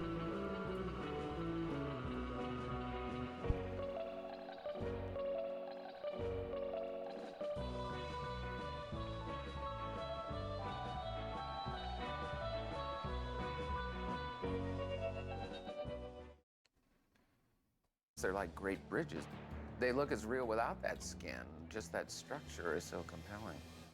Here's that quote I'm looking for here. We think we know that aliens are real. We think we know that ghouls and goblins are real. We think we know that demons are real. We know that dinosaurs are real. That's why they're so compelling. Stan Winston understood that. And I wish the people who were in charge of the Jurassic World series understood that on some level, you know? Because they don't seem to get it.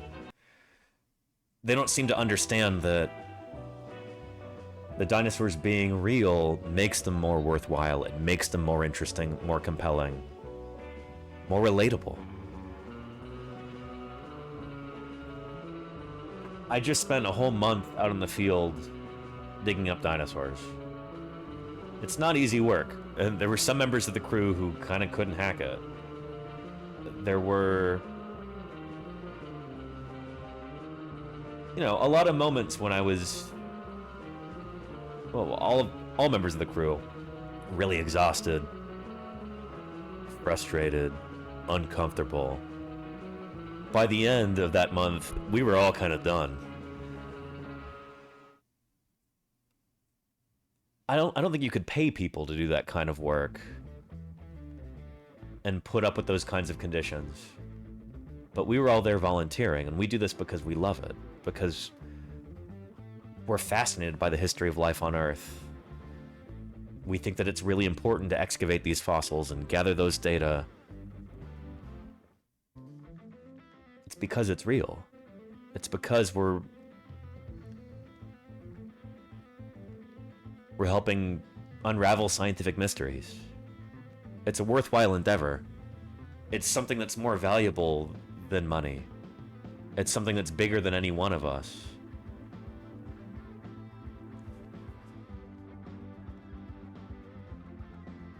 And I think that ties into what we're talking about here.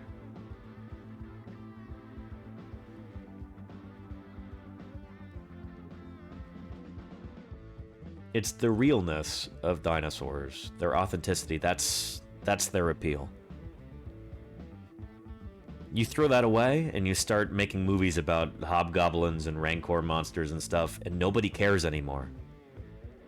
That's why I don't think this film is going to be successful. They're missing the point of dinosaurs.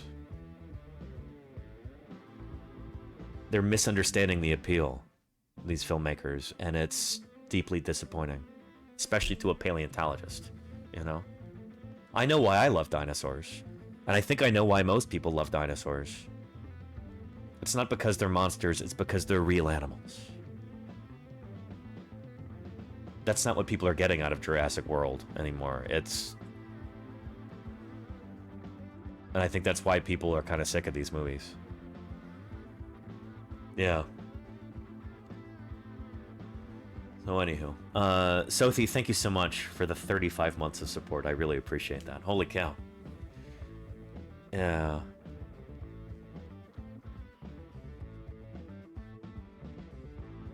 But yeah.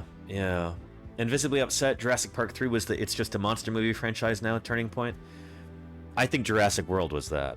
When they start introducing monsters that are not real dinosaurs, that is the jumping the shark moment. At least in Jurassic Park 3, all of those critters were real animals. You have all the dinosaurs, and then you've got pterosaurs as well, pteranodon. Those are at least all real creatures. I think the moment that the Jurassic franchise kind of fell and couldn't get up anymore was when they introduced the Indubitus Rex in Jurassic World 2015. And they literally have that line in the movie that like, oh yeah, people just aren't interested in dinosaurs anymore. Nobody's impressed with a Stegosaurus, you know? I think that is when the soul of the franchise really died. And I don't think it's been revived yet. It can be, you know? Maybe that'll happen after this one flops. I kind of hope that's the case. I'm not hoping that it flops and people lose money and people lose their jobs over that. That's not what I'm saying. I'm hoping that this will cause the studio execs to reconsider and kind of return to what made the original Jurassic Park a modern classic. I hope that happens. I hope that you know, these people still have some awareness left. That there's still a soul in there somewhere you can speak to and go, hey, people like dinosaurs because dinosaurs are real. Let's give the general public as close to real dinosaurs as we can get. Frame things around that. It's the authenticity, the realness. That's what makes dinosaurs compelling.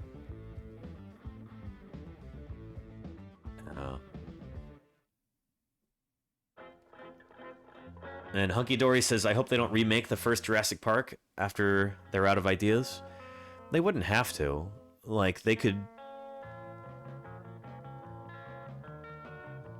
I don't know. A classic film like that, it would be like trying to remake Jaws or E.T. or something like that. I guess they're also both Spielberg films.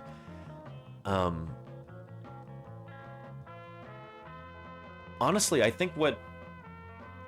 This is something that I was talking about with my other crew members out in Wyoming for the past month. An idea that we kept returning to again and again is we need, like, a good dinosaur film that's not part of the Jurassic franchise. We need an original idea.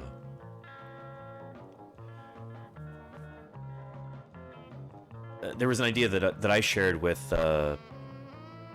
some of my crew members, and they were like, holy cow, somebody should make that. I don't want to talk about it yet because I don't necessarily want it to to get scooped, but I don't know. There's other really interesting things that you can do with dinosaurs in a film. Yeah, I wish somebody would do it. Yeah. And yeah, Petrodactylus, I agree with you. You know, for some reason, all the Jurassic World films, I think, have studiously avoided returning to the Site B island. I don't know why, but they haven't touched it. I think you could do some interesting things there.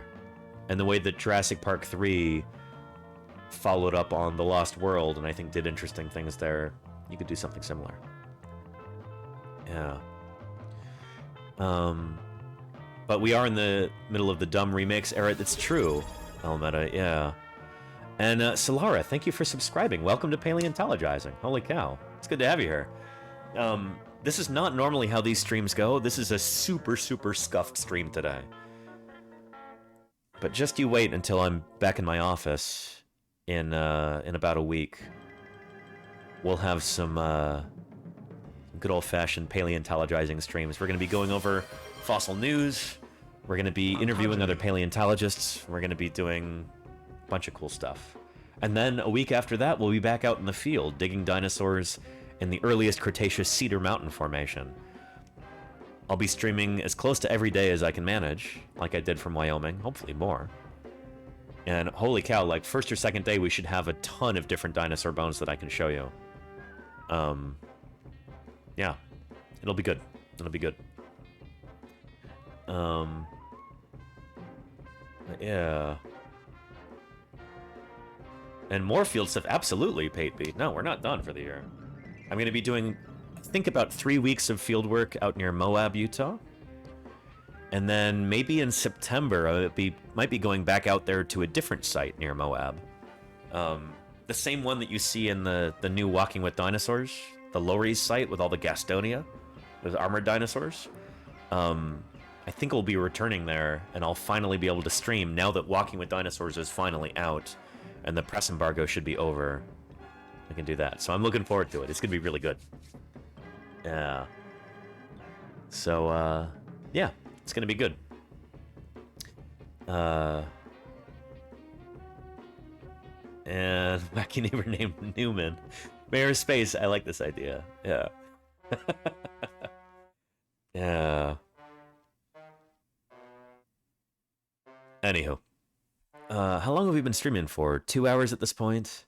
I don't have a great deal else to say, but I wanted to do kind of a quick check-in stream, just to let everybody know that I'm still alive here. We'll be doing a big recap of Wyoming streams coming up. I might even see if I can get Ethan on the phone so we can talk about that live on stream. We'll see. And, yeah, it's gonna be good. And Claire Burr says, did you find this movie any better than the last one with Grant and the Locusts? I think it was about the same. I don't know. I'll have to think about that. This one is still really fresh in my mind. I remember being really disappointed with that one. But I don't know. This film almost felt like a rebuke to that one, where it was like just trying to kind of ignore it. It's like, oh yeah, by the way, dinosaurs they're not around anymore, you know? I know in the last film, they were spreading out across the globe. Nope. So, anyway. Yeah.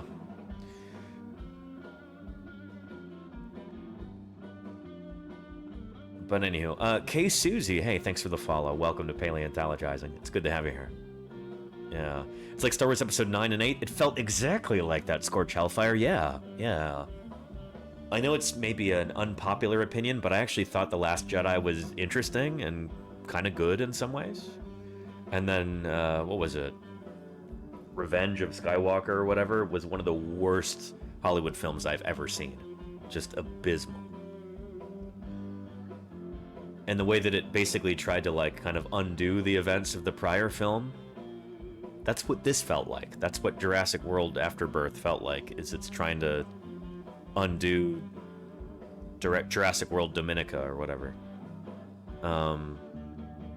Yeah, the last one was appalling, though. There you go, Jonas. Yeah, I agree. Yeah. And the Disney Star Wars don't exist? Have you checked out Andor yet? It's really good. I think you'll like it. Yeah.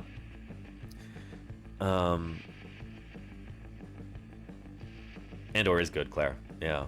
I still have the last episode of season 2 to watch. I think that's the last one I've got. I was gonna watch it before I left for the field, just didn't have time. But, anyway. Yeah.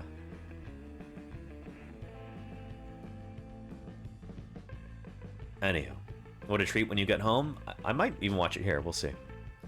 And, Niffler, oh, shoot. I was gonna talk about that. I have not had a chance to go see the Chicago Archaeopteryx yet.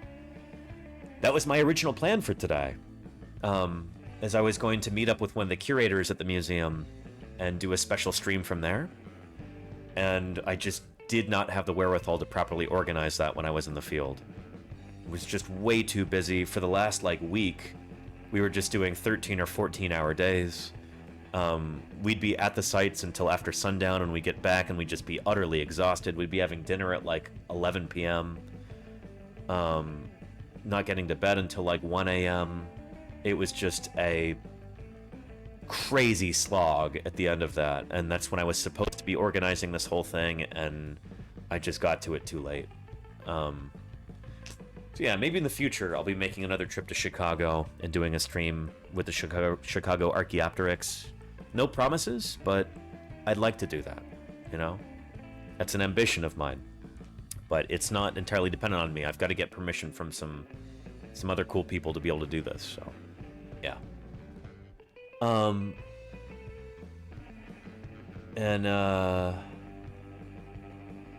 Mike 19, how are you doing? Welcome to Paleontologizing. Mike wants to know, is there a percentage distribution of dinosaur fossils discovered across each continent? That's actually a project that I'm working on, is trying to aggregate those data and... But yeah. So far, the majority, the most dinosaurs that we have that have been named are from North America. After that, I'm not sure. Dinosaurs have been discovered on all 7 continents, including Antarctica. Antarctica has the fewest number of dinosaurs. I think Australia is probably second fewest after that. And then probably Africa, then probably Europe, and then probably Asia and North America. North America is still first, according to the data I have thus far. I don't have a full tally yet, but that's the sample that I have. That's what it says. That's not representative of how many different kinds of dinosaurs actually lived on each of these continents. It's just sample bias, basically. So we've got the most paleontologists in North America. After that, probably Europe, then South America, then... well, maybe Asia's after that. But anyway, the number of different dinosaurs named from each continent is reflective of how much work has been done there and how many paleontologists we have on those continents doing that work. It's not actually representative of how many dinosaurs lived in those places, if that makes sense. Yeah. But yeah. And Niffler says it's a shame you couldn't get there for yourself. I was gonna do that today, and it fell through. So instead, I subjected myself to this movie, and we're talking about it now. I'm doing this for you, chat. I could have gone and seen the Chicago Archaeopteryx. But no, instead I saw Jurassic World Afterbirth. Jurassic World Birth Defect. Gah. But that's the thing, is... as somebody who does science outreach full-time, as somebody who talks about dinosaurs, you know, to pay the bills, you gotta keep your finger on that pulse. Although it honestly feels like my finger was somewhere else during this. Ugh. Yeah, I don't know. Movie could have been worse. but I won't say it was good. Yeah. Thanks for taking that L for me. You bet, Rushwing. Anytime. Well, not anytime. Today, I did. Yeah. But yeah, what's your favorite dinosaur, says High Farm? I've got a few different favorites. Here, I can run you through a few of them, just because we've got some other new people here.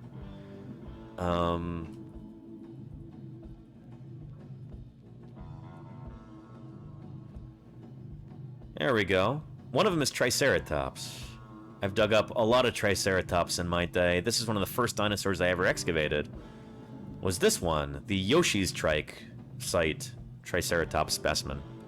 This is the one with the longest brow horns of any Triceratops ever found, and I helped dig that critter up back in 2011. I've dug up a ton of Triceratops, because I did about 6 or 7 summers worth of fieldwork in the Hell Creek. That would have been 2011, 12, 13, 14, and 15, and 16. Yeah, okay, so 6 summers worth of fieldwork in the Hell Creek, and each one of those summers I dug up at least 1, if not a dozen, different Triceratops. Some of them it was a lot, some of them it was just 1 or 2. But yeah, it's one of my favorites. And then another one of my favorite dinosaurs is Triararchuncus. This is a rough approximation of what it would look like. This is Mononychus, but they're sister taxa as far as we know. So this is a little dinosaur with extremely stubby but extraordinarily robust arms with 1 big claw on each hand. That's the thumb claw. So Triararchuncus, it's a dinosaur from the Hell Creek. And the reason why it's one of my favorites is, let's see, there's the claws.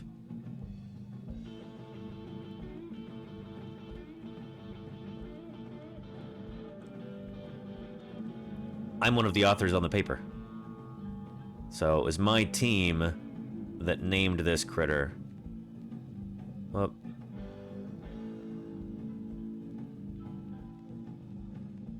there we go. There's me right there. Yeah.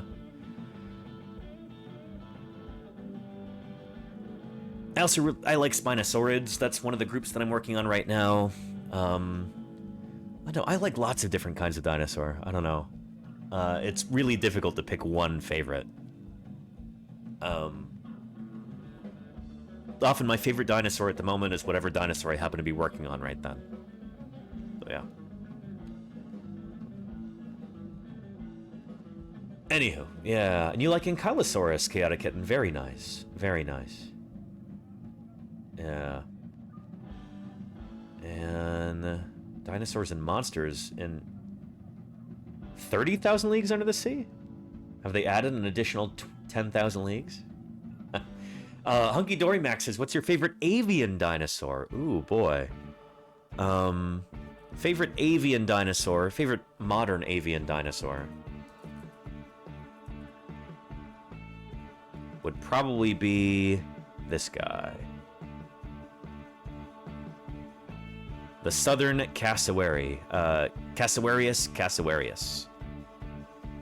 Really cool critter. I love these guys. Never seen one in the wild, but someday I will. And that will be a glorious day. Yeah, what a neat animal. And Starman says, do you have a favorite as a kid? Yeah, I had a number of different favorite dinosaurs when I was a kid. Earliest ones that I can remember, I really liked Dilophosaurus. When I was probably like 6 years old. I really liked Gallimimus and the other ornithomimosaurs.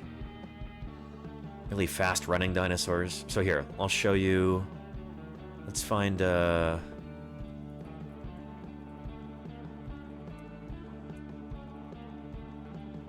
where's that image of... Here we go. Yeah. Oh man, this captured my imagination as a kid. This image right here of a Dilophosaurus chowing down on a poor plesiosaur. We now know this probably wouldn't have happened like this in real life, because plesiosaurs didn't actually come up onto land to lay their eggs. But, anywho, yeah. I remember just being spellbound by this picture as a kid. Like, oh, it's so gross, but also, like, really dynamic and interesting, and something about it just spoke to me. Like, oh man, that is a dinosaur to pay attention to. Dilophosaurus.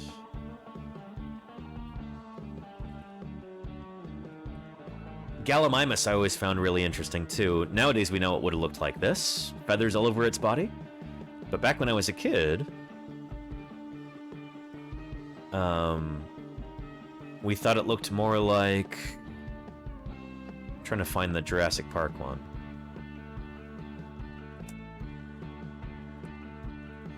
It looked so much worse in Jurassic World, like just garbage. Here we go. This is an image that, like, wow. Oh man. Look how fast it must be. And like a relatively inoffensive dinosaur. Like it's not gonna hunt you down and rip you limb from limb. Probably mostly a plant eater, probably eating small critters too.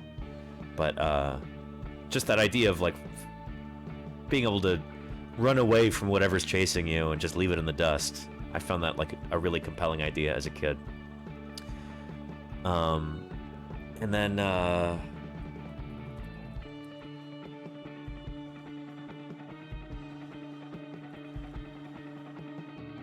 yeah. Then of course Velociraptor, which is actually Deinonychus in Jurassic Park. Especially the orange stripy ones. I thought those were super sweet. So this is my favorite dinosaur for a while too as a kid. And then yeah, then after that, for a good while, Dryosaurus was my favorite dinosaur as a kid. Little beaky, plant-eating, fast-running dinosaur. I don't know if there's anybody else in the history of the world who has claimed Dryosaurus as their favorite dinosaur, but I certainly did when I was probably about 12. Yeah. I still have a, you know, special place in my heart for little ornithopods like this, little beaky plant eaters. I think they're really neat. And I've got a couple of projects coming up working on these guys, so yeah. That's gonna be good. It's gonna be good. But yeah. And we saw a real tail fossil of an ankylosaurus. Very cool, Chaotic Kitten. Wow. It was so amazing. I remember thinking it would be so cool to have a tail club to defend yourself. And all those spikes, too. I think the lady said that the tail alone probably weighed a ton. Yeah, it wouldn't weigh a ton. Well, Ankylosaurus is big, but it's not that big. Ankylosaurus is one of the larger ankylosaurs. Ankylosaurus magnaventris. Here we go. Yeah. Here's maybe my favorite depiction of Ankylosaurus from the game Saurian. Another view of it there. Really, really well done here. It's a zillion times better than the Jurassic World one. This is what this animal actually looked like, as far as we know.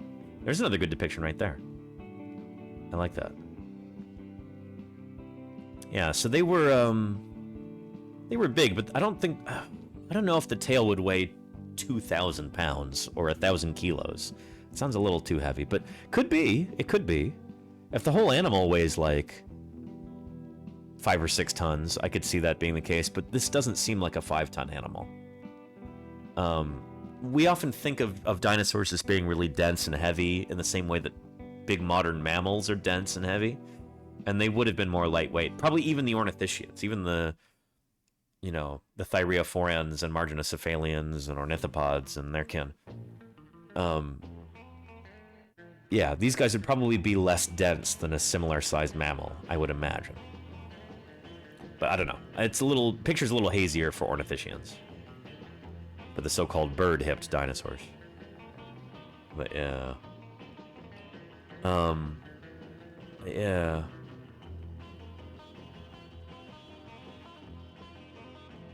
And I bet ton was used colloquially to mean just a lot. That would make sense in aerospace. That would make sense. Yeah. Yeah. Struthiomimus, Parasaurolophus, and Torosaurus. Interesting, Kazashi, yeah. Yeah. And RB42 had no tail club. Yeah, so what you're talking about there is probably a notosaurid. Maybe similar to like a Denversaurus or Edmontonia or whatever. Yeah, so not all ankylosaurs have tail clubs. We talked about this a lot this summer when I was, back in Wyoming.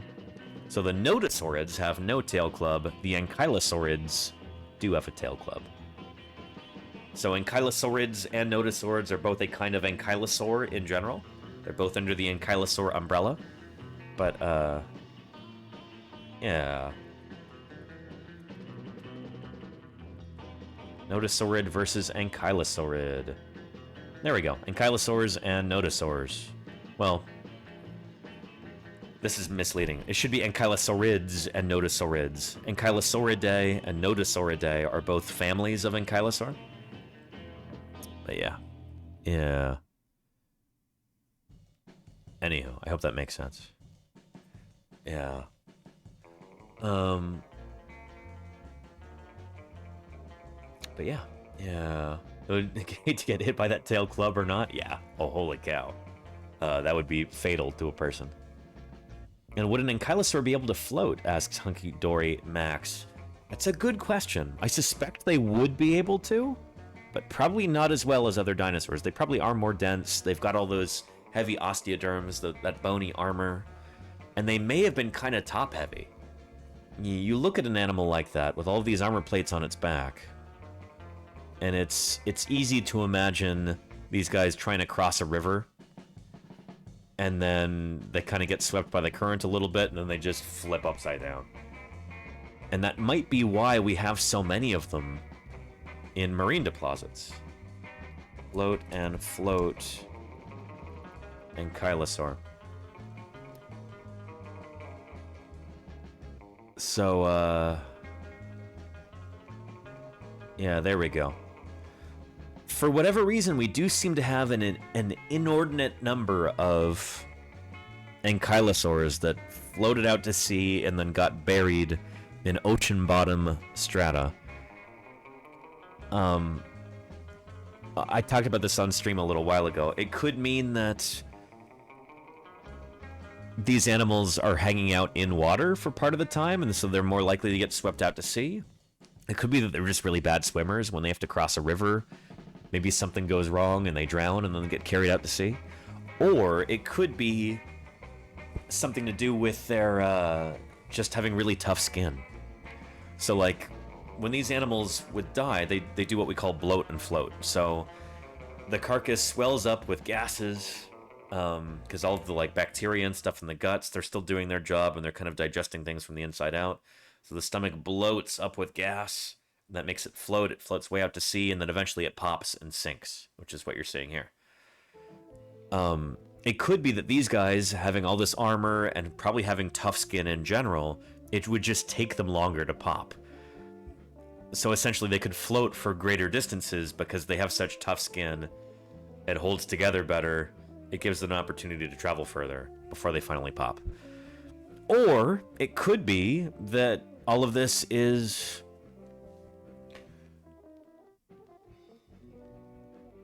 kind of a misnomer is not the right word, but misconception. I want to say that Victoria Arbor, an ankylosaur researcher, she actually published a paper a while ago claiming that ankylosaurs don't actually get preserved in marine strata more often than other dinosaurs. I kind of find that hard to believe, but I've not read the paper yet. So it could be that, people just talk about bloat and float ankylosaurs all the time, and the other bloat and float dinosaurs just don't get as much attention. That could be the case. I don't know for certain. Yeah. And bloats like whales and dolphins? Basically, Zul, yeah. Yeah. And Fallen Pine wants to know, have you ever found any megalodon teeth while digging for dinosaurs? Never, and I never will. The thing is, megalodon lived long, long, long after the last of the non-bird dinosaurs. Megalodon died out, what, like 3 million years ago? Something like that? And I think it first evolved like 10 million years ago, something? We'll look it up, but it's from the age of mammals. It's from long after the dinosaurs. Megalodon.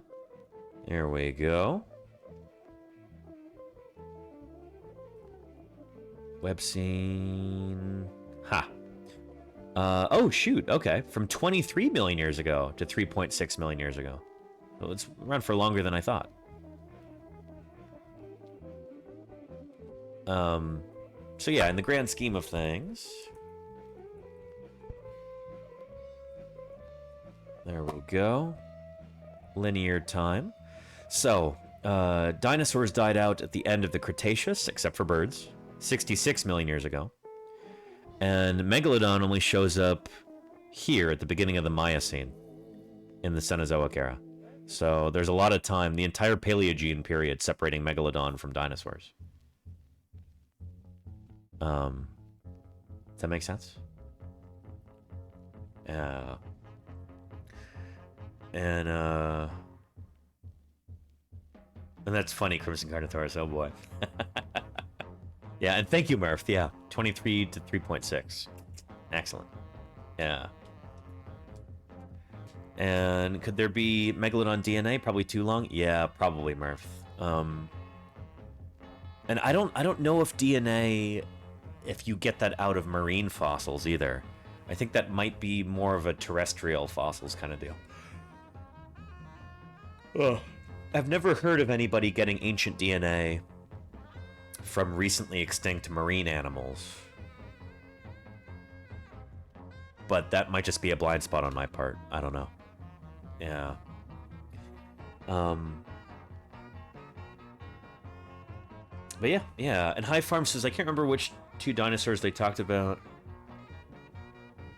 think it was from one of the first Jurassic Park. I don't remember that, and I've seen those movies a million times. It must have been from somewhere else, but if you're talking about the almost like cliche one, classic one is Tyrannosaurus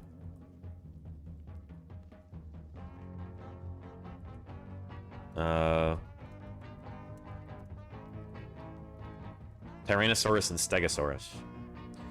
So here we go. And this is legit. Humans and Tyrannosaurus are closer on the world's timeline than Tyrannosaurus is to Stegosaurus. So yeah, it's true. Stegosaurus died out about 144 million years ago, give or take. Tyrannosaurus first evolved like 67 million years ago, something like that. So yeah, we're closer in time to T-Rex than T-Rex is to Stegosaurus. So...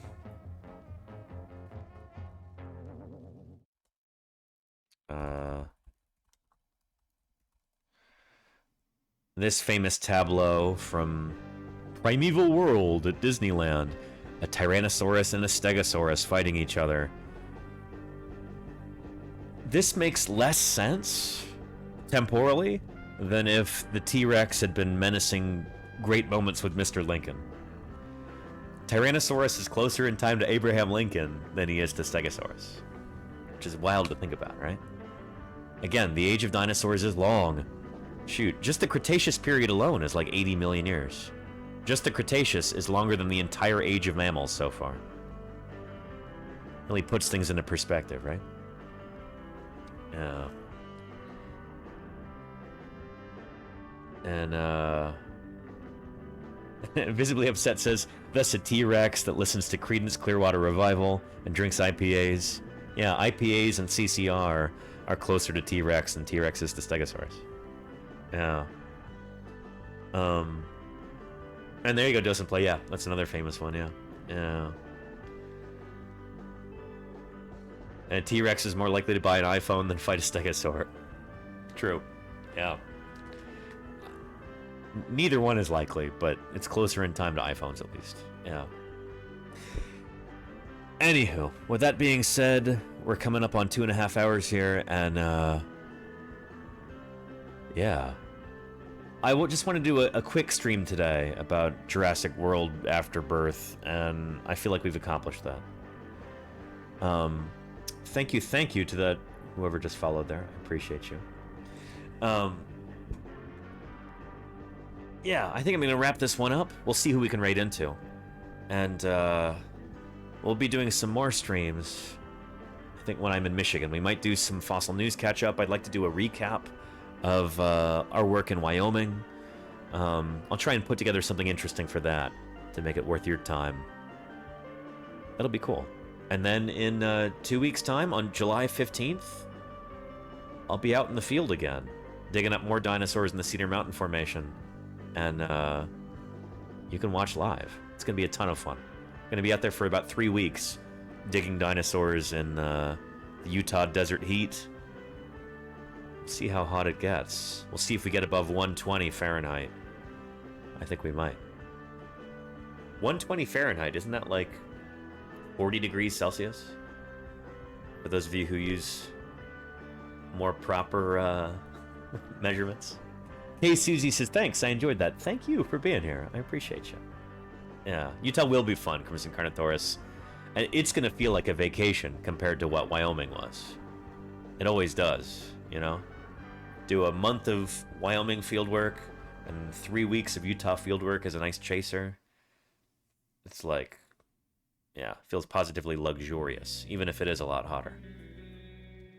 That's 48 degrees Celsius? Holy cow, Murph. Wow. Yeah. Yeah. Oh boy, it's gonna be good. Anyway, let's see who else is on Twitch right now. Whoop. Get my phone. And we'll go raid out. Don't go away just yet, everybody. Following. Oh, Science Streams is on. Well, well, well. Let's go raid into Balint there. It's been too long. How many Utahraptor claws up are you giving the new Jurassic movie? I'm gonna say 3 out of 12.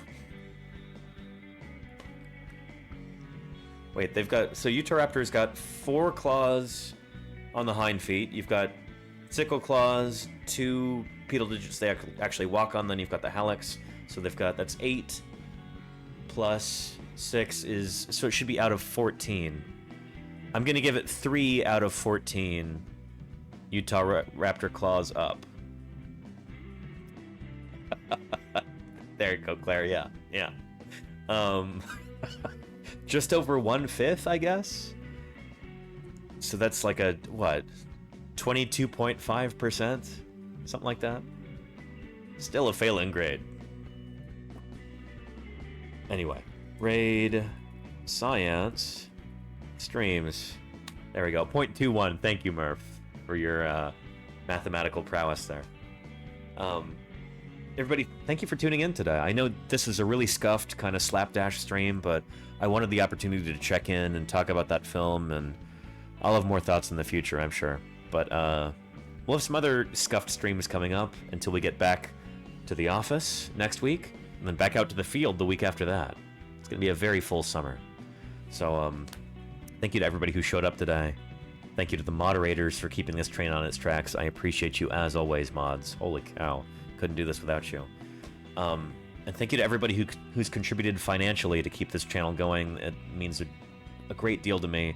I would not be able to do things like this or do fieldwork live streams or anything like that were it not for those generous subscribers and cheerers and gifters. I appreciate you more than you know. Look forward to seeing you all again soon in chat. And let's go right into Balint, who is a research scientist, molecular and systems biologist, doing some science. If you don't know science streams yet, holy cow, you're in for a treat. All right, take care, everybody.